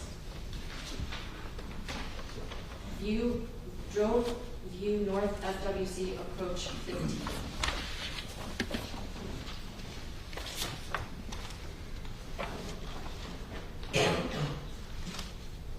And just to be really clear with this exhibit. Where is the drone positioned? Here, past the end of the channel, south end of the channel, and I've come down in elevation a little bit, in altitude, so that we can see the vessel and its relationship to the marker 15.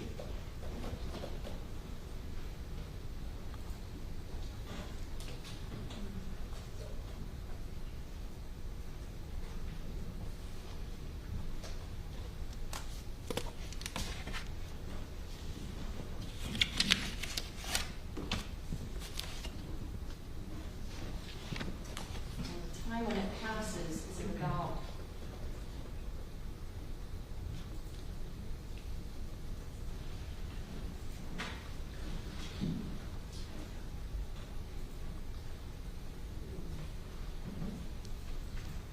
what's the time left on that? 7 seconds. What's 7 plus 9? 16.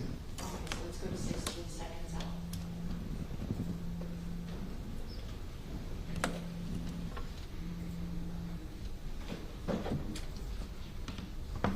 What's the time left on the counter? 16. Okay, so let's look at what happens over the next 9 seconds.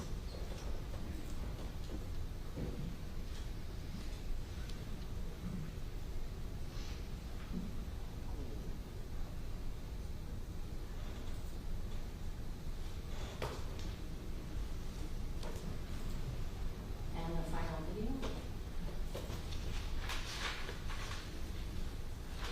which for the record is S1001397.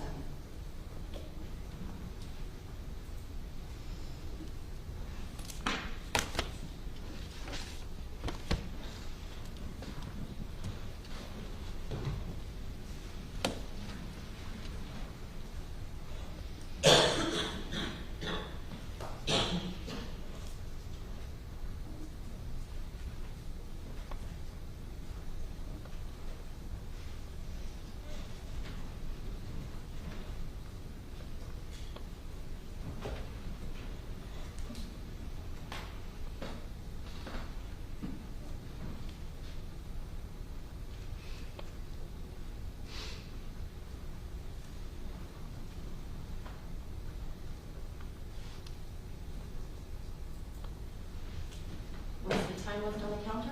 4 seconds. And what's 4 plus 9? 4 plus 9 is 13. You'd be doing a math class. Where's the counter at right now? 13 seconds. Okay.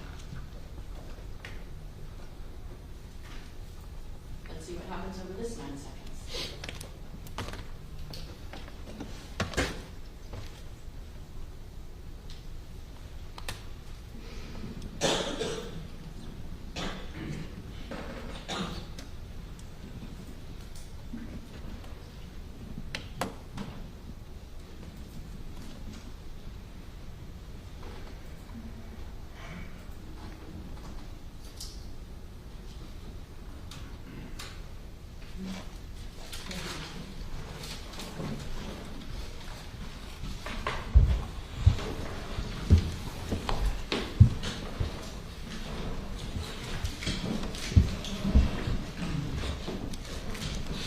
Thank you. I have no other questions.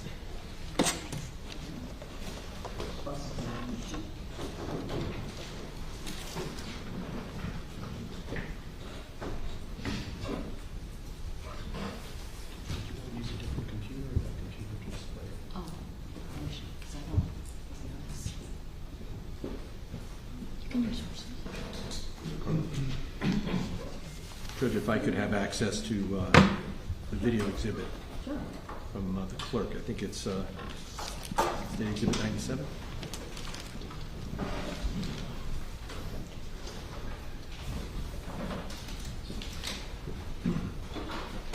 Good afternoon, Detective. Good afternoon. My name is Howard Srebnick. We haven't spoken before, you and I? I don't believe so. Okay. Nice to meet you. Nice to meet you. So you were effectively the person documenting the events of the day that we've just observed on the video. That's correct. And you were doing that with technology, drone technology. Correct. Okay. Now, we'll get to it. I'm going to have Carlos Cruz from my office. He's setting us up, and we'll go to it in a minute, but just general observations.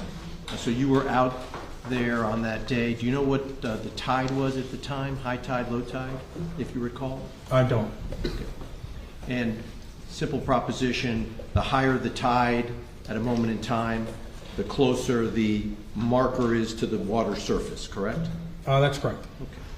So at high tide, that would bring the, let's say, the green marker as close to the surface on any given day at its high tide. Correct. Here in Miami, about 3 feet, give or take. 3 feet being? The tide, the height of Difference the between tide. high tide and low tide? Right, so you'll have high tide is be 3 feet, then you'll have ebb for about an hour, or there about 50 and some odd minutes, and then back down to low tide, which will be about the same, then it returns, ebb again, and then high tide again. So approximately a 3 feet difference between high tide and low tide?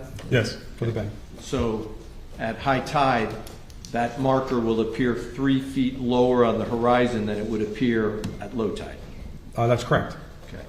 And here we were talking about a green marker. Excuse me, could we move the monitor just, because I don't know that the jurors can see the witness Oh. right now.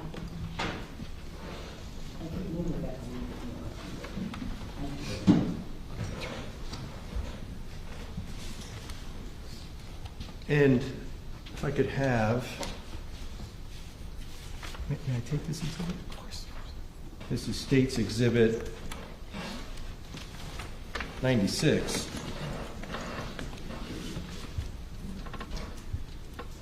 And I'm going to try to do this so that you and I can work together. You know what, shall we have a, is that okay, Judge? Sure. How about you and I have a conversation right here? I want to make sure everybody wants to see it from the state can see it. Actually, what I'll do is I'll turn around. And Judge, forgive me for giving you my back. Okay. And so this is an overview of that area? It is. Okay. Now, you were referring to 3 different markers, 13, 14, and 15. But actually, it's 13A, 14, and 15. Isn't that right? It very well could be. I marked it as 13. Okay. Because there actually is a marker 13 further to the north. A green marker 13 further to the north, isn't there? I'm not familiar with that, but Bobby, better judgment. I don't know. Okay. Well, when it was Lieutenant Thompson who was operating the vessel that day? Yes. And at the north end, so let's pretend we're looking north now, there would be a red marker and a green marker at the north end that are actually almost, let's say, the same side, not say side by side, but the same. If you're driving your boat, there'd be a green marker on your left and a red marker on your right.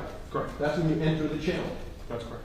That's actually the only time in the channel where if you look to the right and you look to the left, you would actually see the markers at the same time. Yes.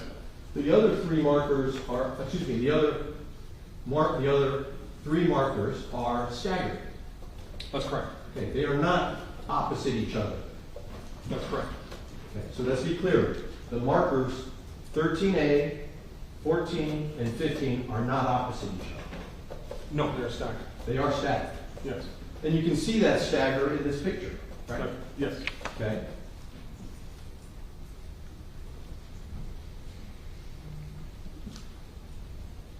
So, what marker is this? Well, which is now known as 13A. Okay. What marker is that? 14. And what's that? That's 15. Okay, now marker 15 is green, right? Correct. The water is sort of green in this picture. It's Okay. You would, of course, we're zoomed out. Not as easy to see the green as it is to see the red. yes. Correct? That's correct. Okay. And you recall that marker 15 is about 4 feet shorter than marker 13A. As a result of the tide? No, just as a result of the size of the pilot. That I don't know. I did not measure the pilot. Okay. You know that marker 15 is the shortest marker in the chain. I would not know. Okay. And so we're going to look at some videos in a moment. As the vessel is traveling southbound, that's southbound, I'm pointing south? Yes.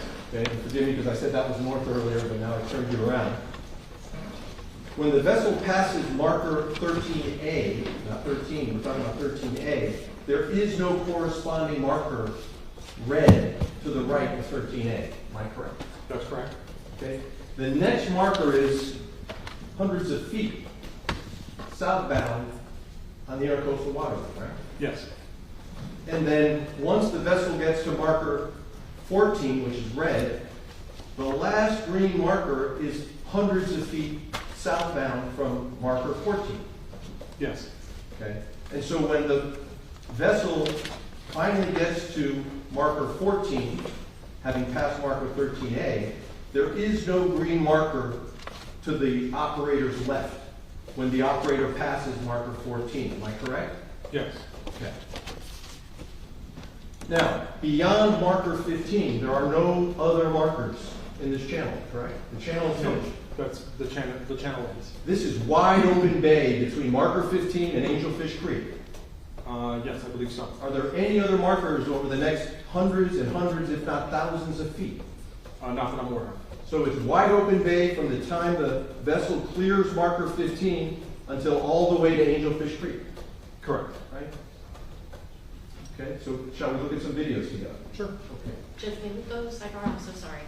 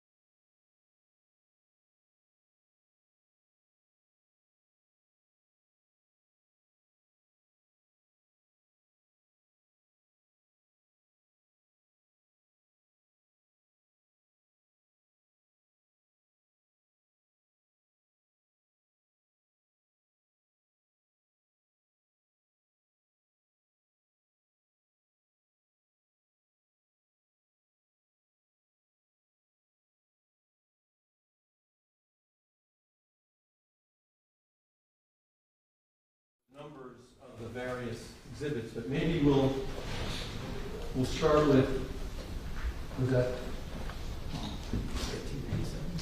That's right. This will be just one second. S1001-1397.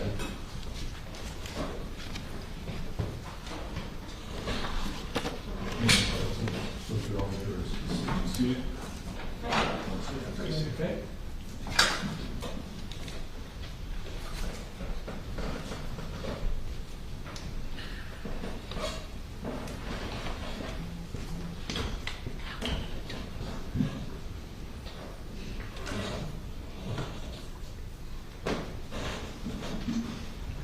So we're looking north towards marker 13A, right? You now know this is 13A? Yes.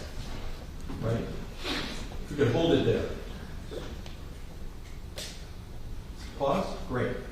Do you see that in this image we can actually see north of 13A is markers green 13 and red 12? Yes. Okay. So this channel, at least, are there any markers even further north? I do not believe so. Do you see that in the yonder there are two more markers well north? Can you see that? Hard to see, right? Are they not there? I can't tell. Not sure? I don't think that's part of this channel. Okay. That channel is further to the other side. Yes, you can see those tiny dots.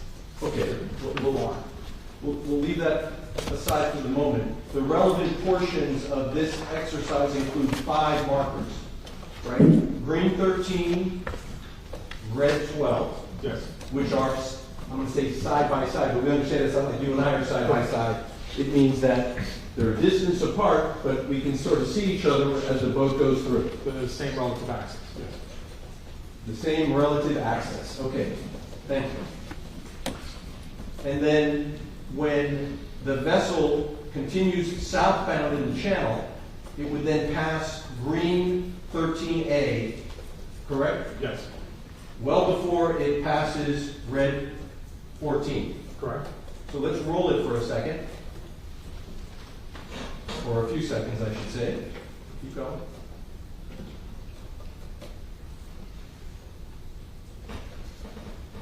Okay, we can pause it now. Thank you. And so as we discussed before, this vessel has now cleared green marker 13A, but still has not cleared red marker 14. Correct. And to reorient everyone, this is marker 15, green 15, and south of that there are no more markers. Correct. Okay. So once the vessel clears 15, it's done with the channel. The channel then, yes. Okay. So let's keep rolling.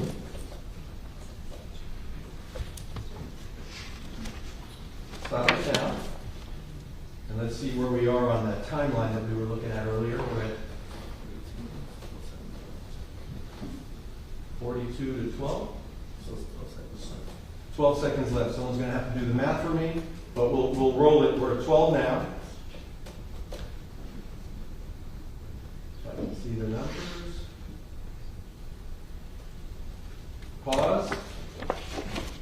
So we were more or less at the 9-second mark that the prosecutor was asking about? There. Okay. And the operator of this vessel was holding a steady course throughout that entire last 9 seconds. Yes. No weaving? No. No going back and forth? No. No hot dogging?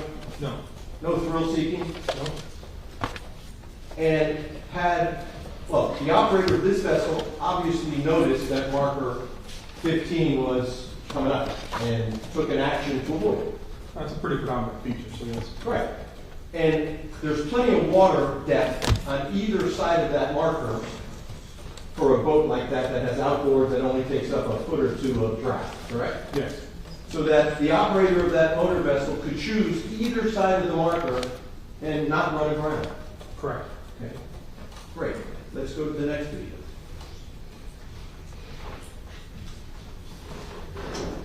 And by the way, the operator of the vessel wouldn't need to wait until the last second. The operator could have done it at 9 seconds or 8, 7, 6, 5. At any point in time, just turn the wheel a little bit to the left, turn the wheel a little bit to the right, and avoid the marker altogether. Fair statement? Yes? Yes.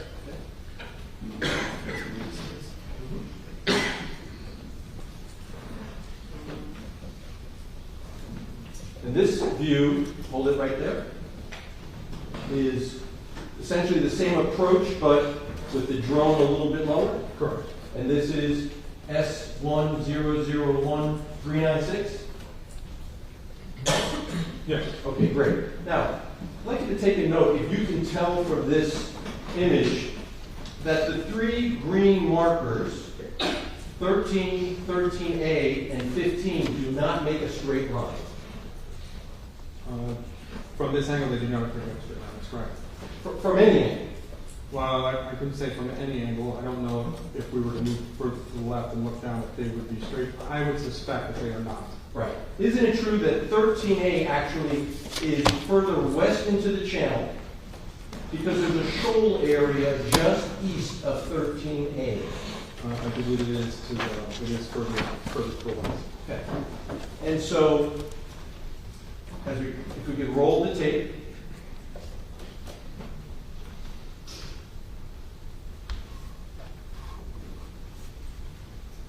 And let me stop you right there, Carlos. So this vessel has now cleared 13A, correct? Yes. Okay. And the only green marker left is 15, right? Correct. Okay. And as we discussed before, the vessel could travel further south because it's a boat that can operate in shallower water. It can choose a path on either side of green 15, provided that there's no other boats in the way. Correct. Okay. Let's roll.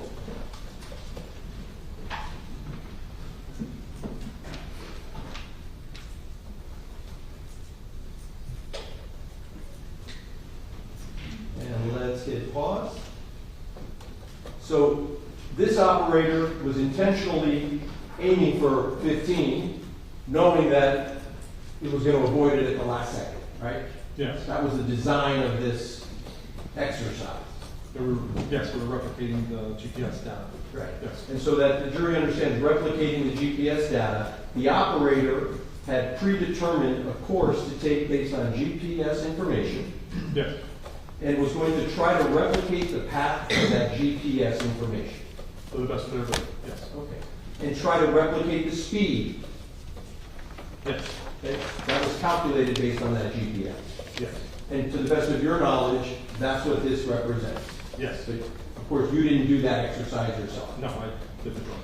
Okay. You're the camera crew. I'm the camera. No disrespect, but like the camera there is observing us.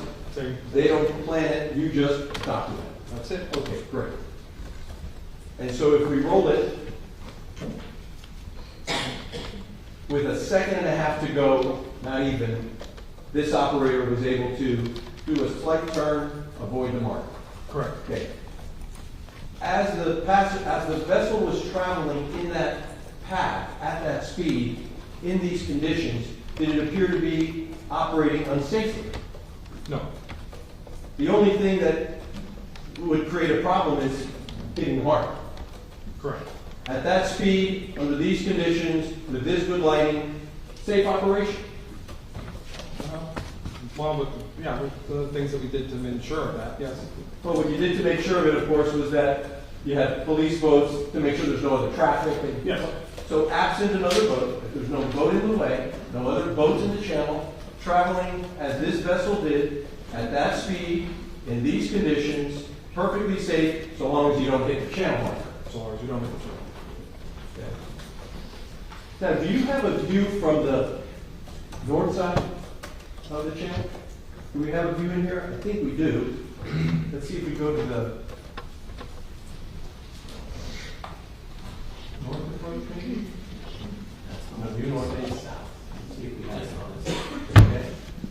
Let's try looking south, maybe? That's not a video, right? Forgive me. Well, let's try the drone following the vessel. Okay, let's hold it there. Okay, so let's orient ourselves. We're now on the north end of the channel. Correct. It's just before the entrance. I say we, but it's the drone. The drone. You're actually over here somewhere, right? I'm on that vessel then, yes. Okay. Number how? This is S1001384 drone following BWC vessel. So let's roll, and I think we're going to see the vessel come into the frame at the bottom right of our screen somewhere.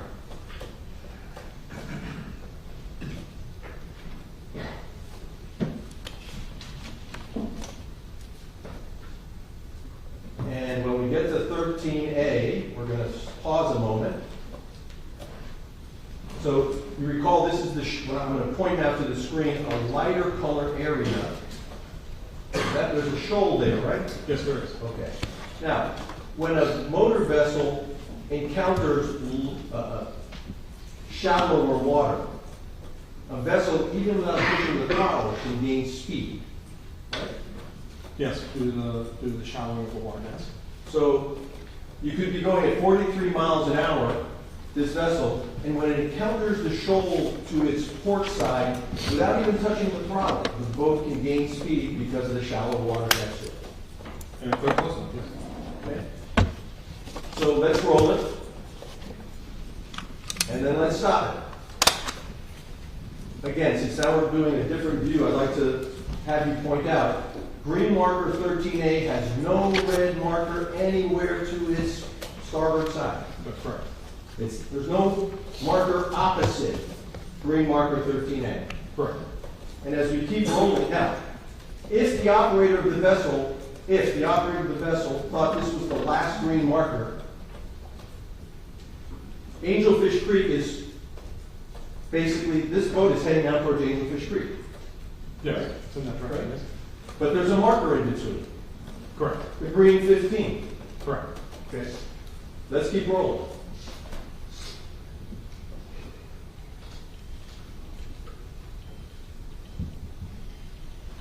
And now let's stop.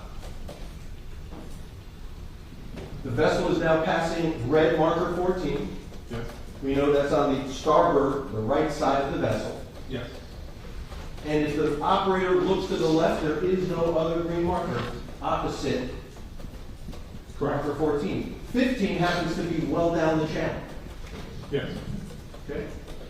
And then if we roll, roughly 9 seconds later, it encounters marker 15. Correct. Thank you. I'm done with the video.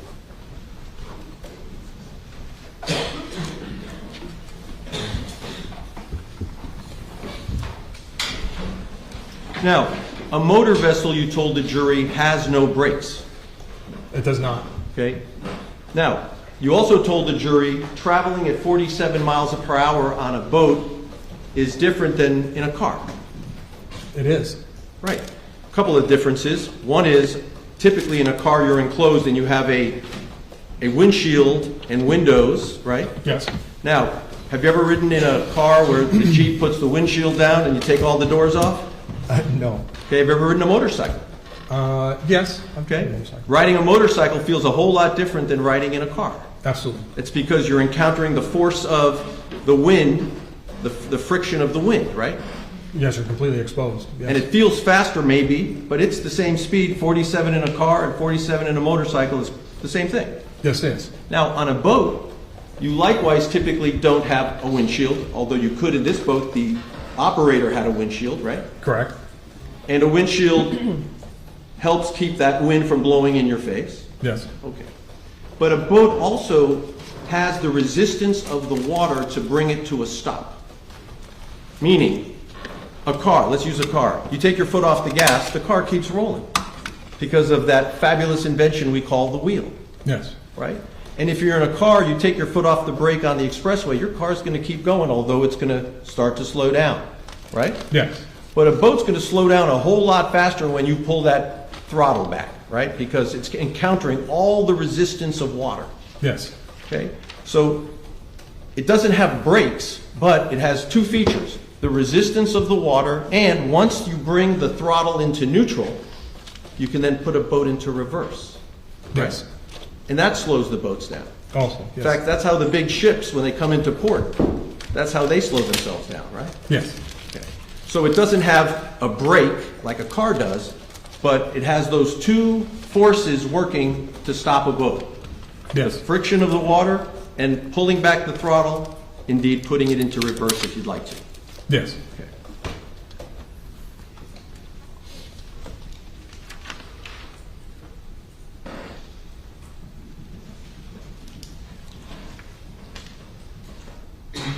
I don't know if I asked you about did I ask you about the heights of the marker? You did? And you didn't have any, you didn't do those measurements? I didn't do any measurements on them.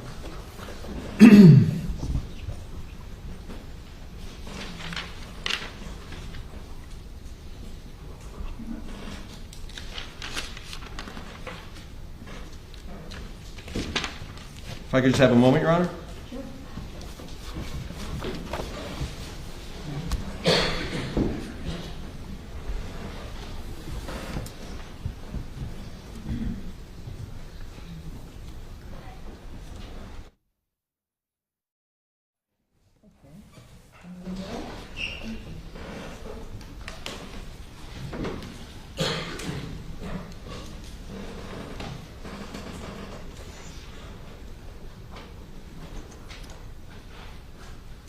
When the images that were taken by the drone were then reproduced so we could have pictures to show the jury rather than just a jump drive, is there a little bit of a change in the coloring in that process if it's not a really super high quality printer?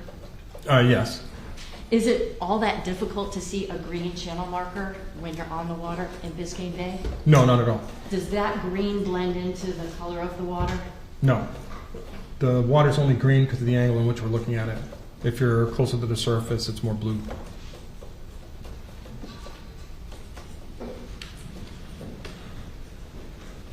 Although channels are designed to give pathways to vessels, are they necessarily going to be straight and perpendicular like a street could be? No. Why? Well, the channel, when the channel is dredged, they take into account a shoal or rocks or wildlife and protected grasses and all those kinds of things. What's So a it- shoal? A shoal is a raised area under the surface of the water. In this case, it's just the path for you to follow. It's, you know, think it's more like a walking path, right? It's crooked. It's not going to be straight up and down. It's not as straight as an arrow necessarily. They can be, but not always. So would it be important when you're operating through a channel to pay attention, because you can't just expect that those channel markers are going to be exactly parallel to each other? Yes. Now, would you think that running a vessel into a channel marker at 47 miles per hour is a safe way to operate a vessel? No.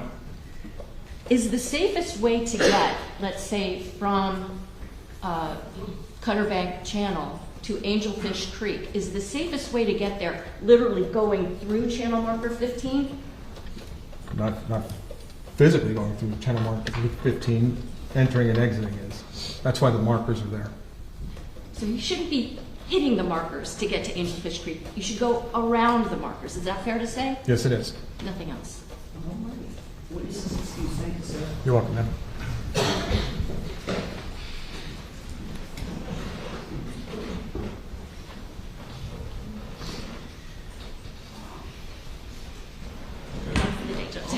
Yes.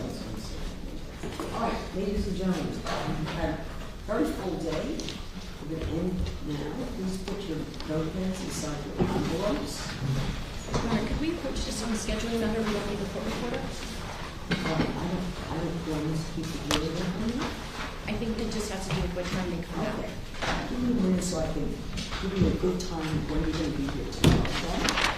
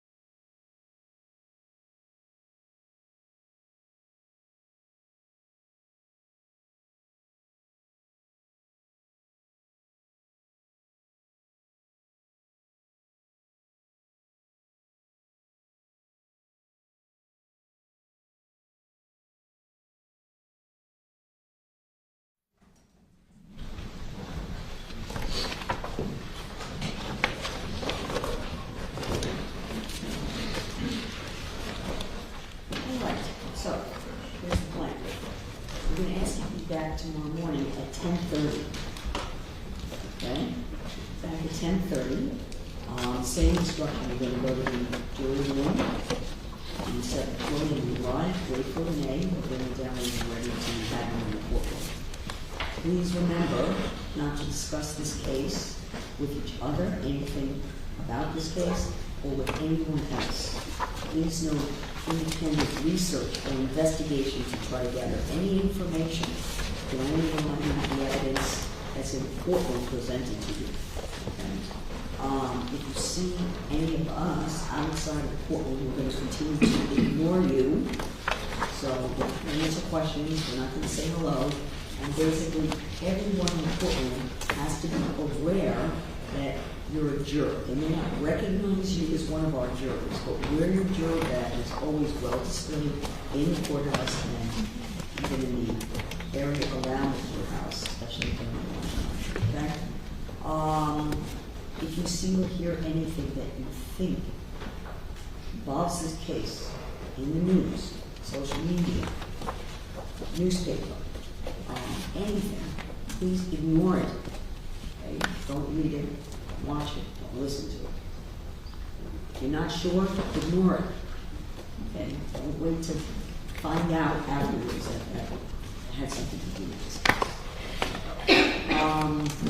And tomorrow we're going to have an earlier day. We're going to finish somewhere around 4 o'clock, maybe even a few minutes before. Okay? Just wanted to give you all that information. So you're going to come in at 10:30. I would ask you to have breakfast. We would take our lunch break probably somewhere around 1 or so. So we'll give you a little bit later lunch break. And I'm not even sure why you're taking another break in the afternoon because we're going to make it a shorter day.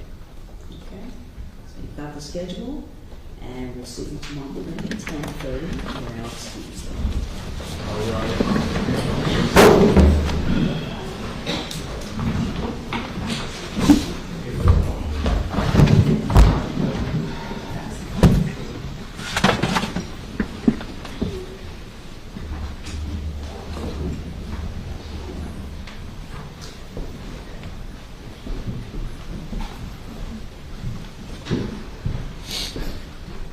Thank you.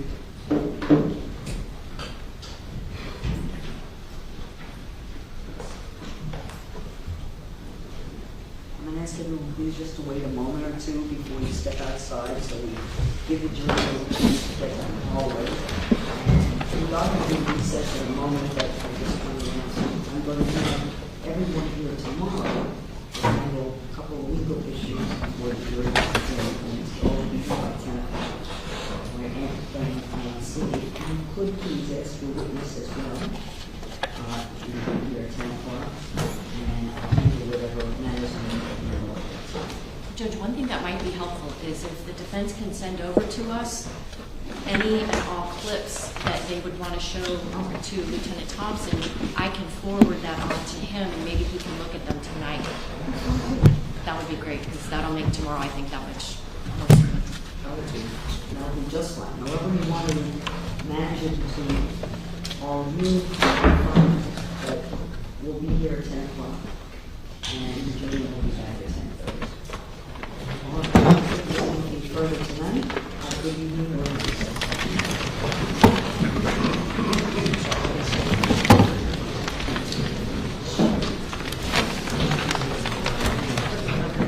You're doing your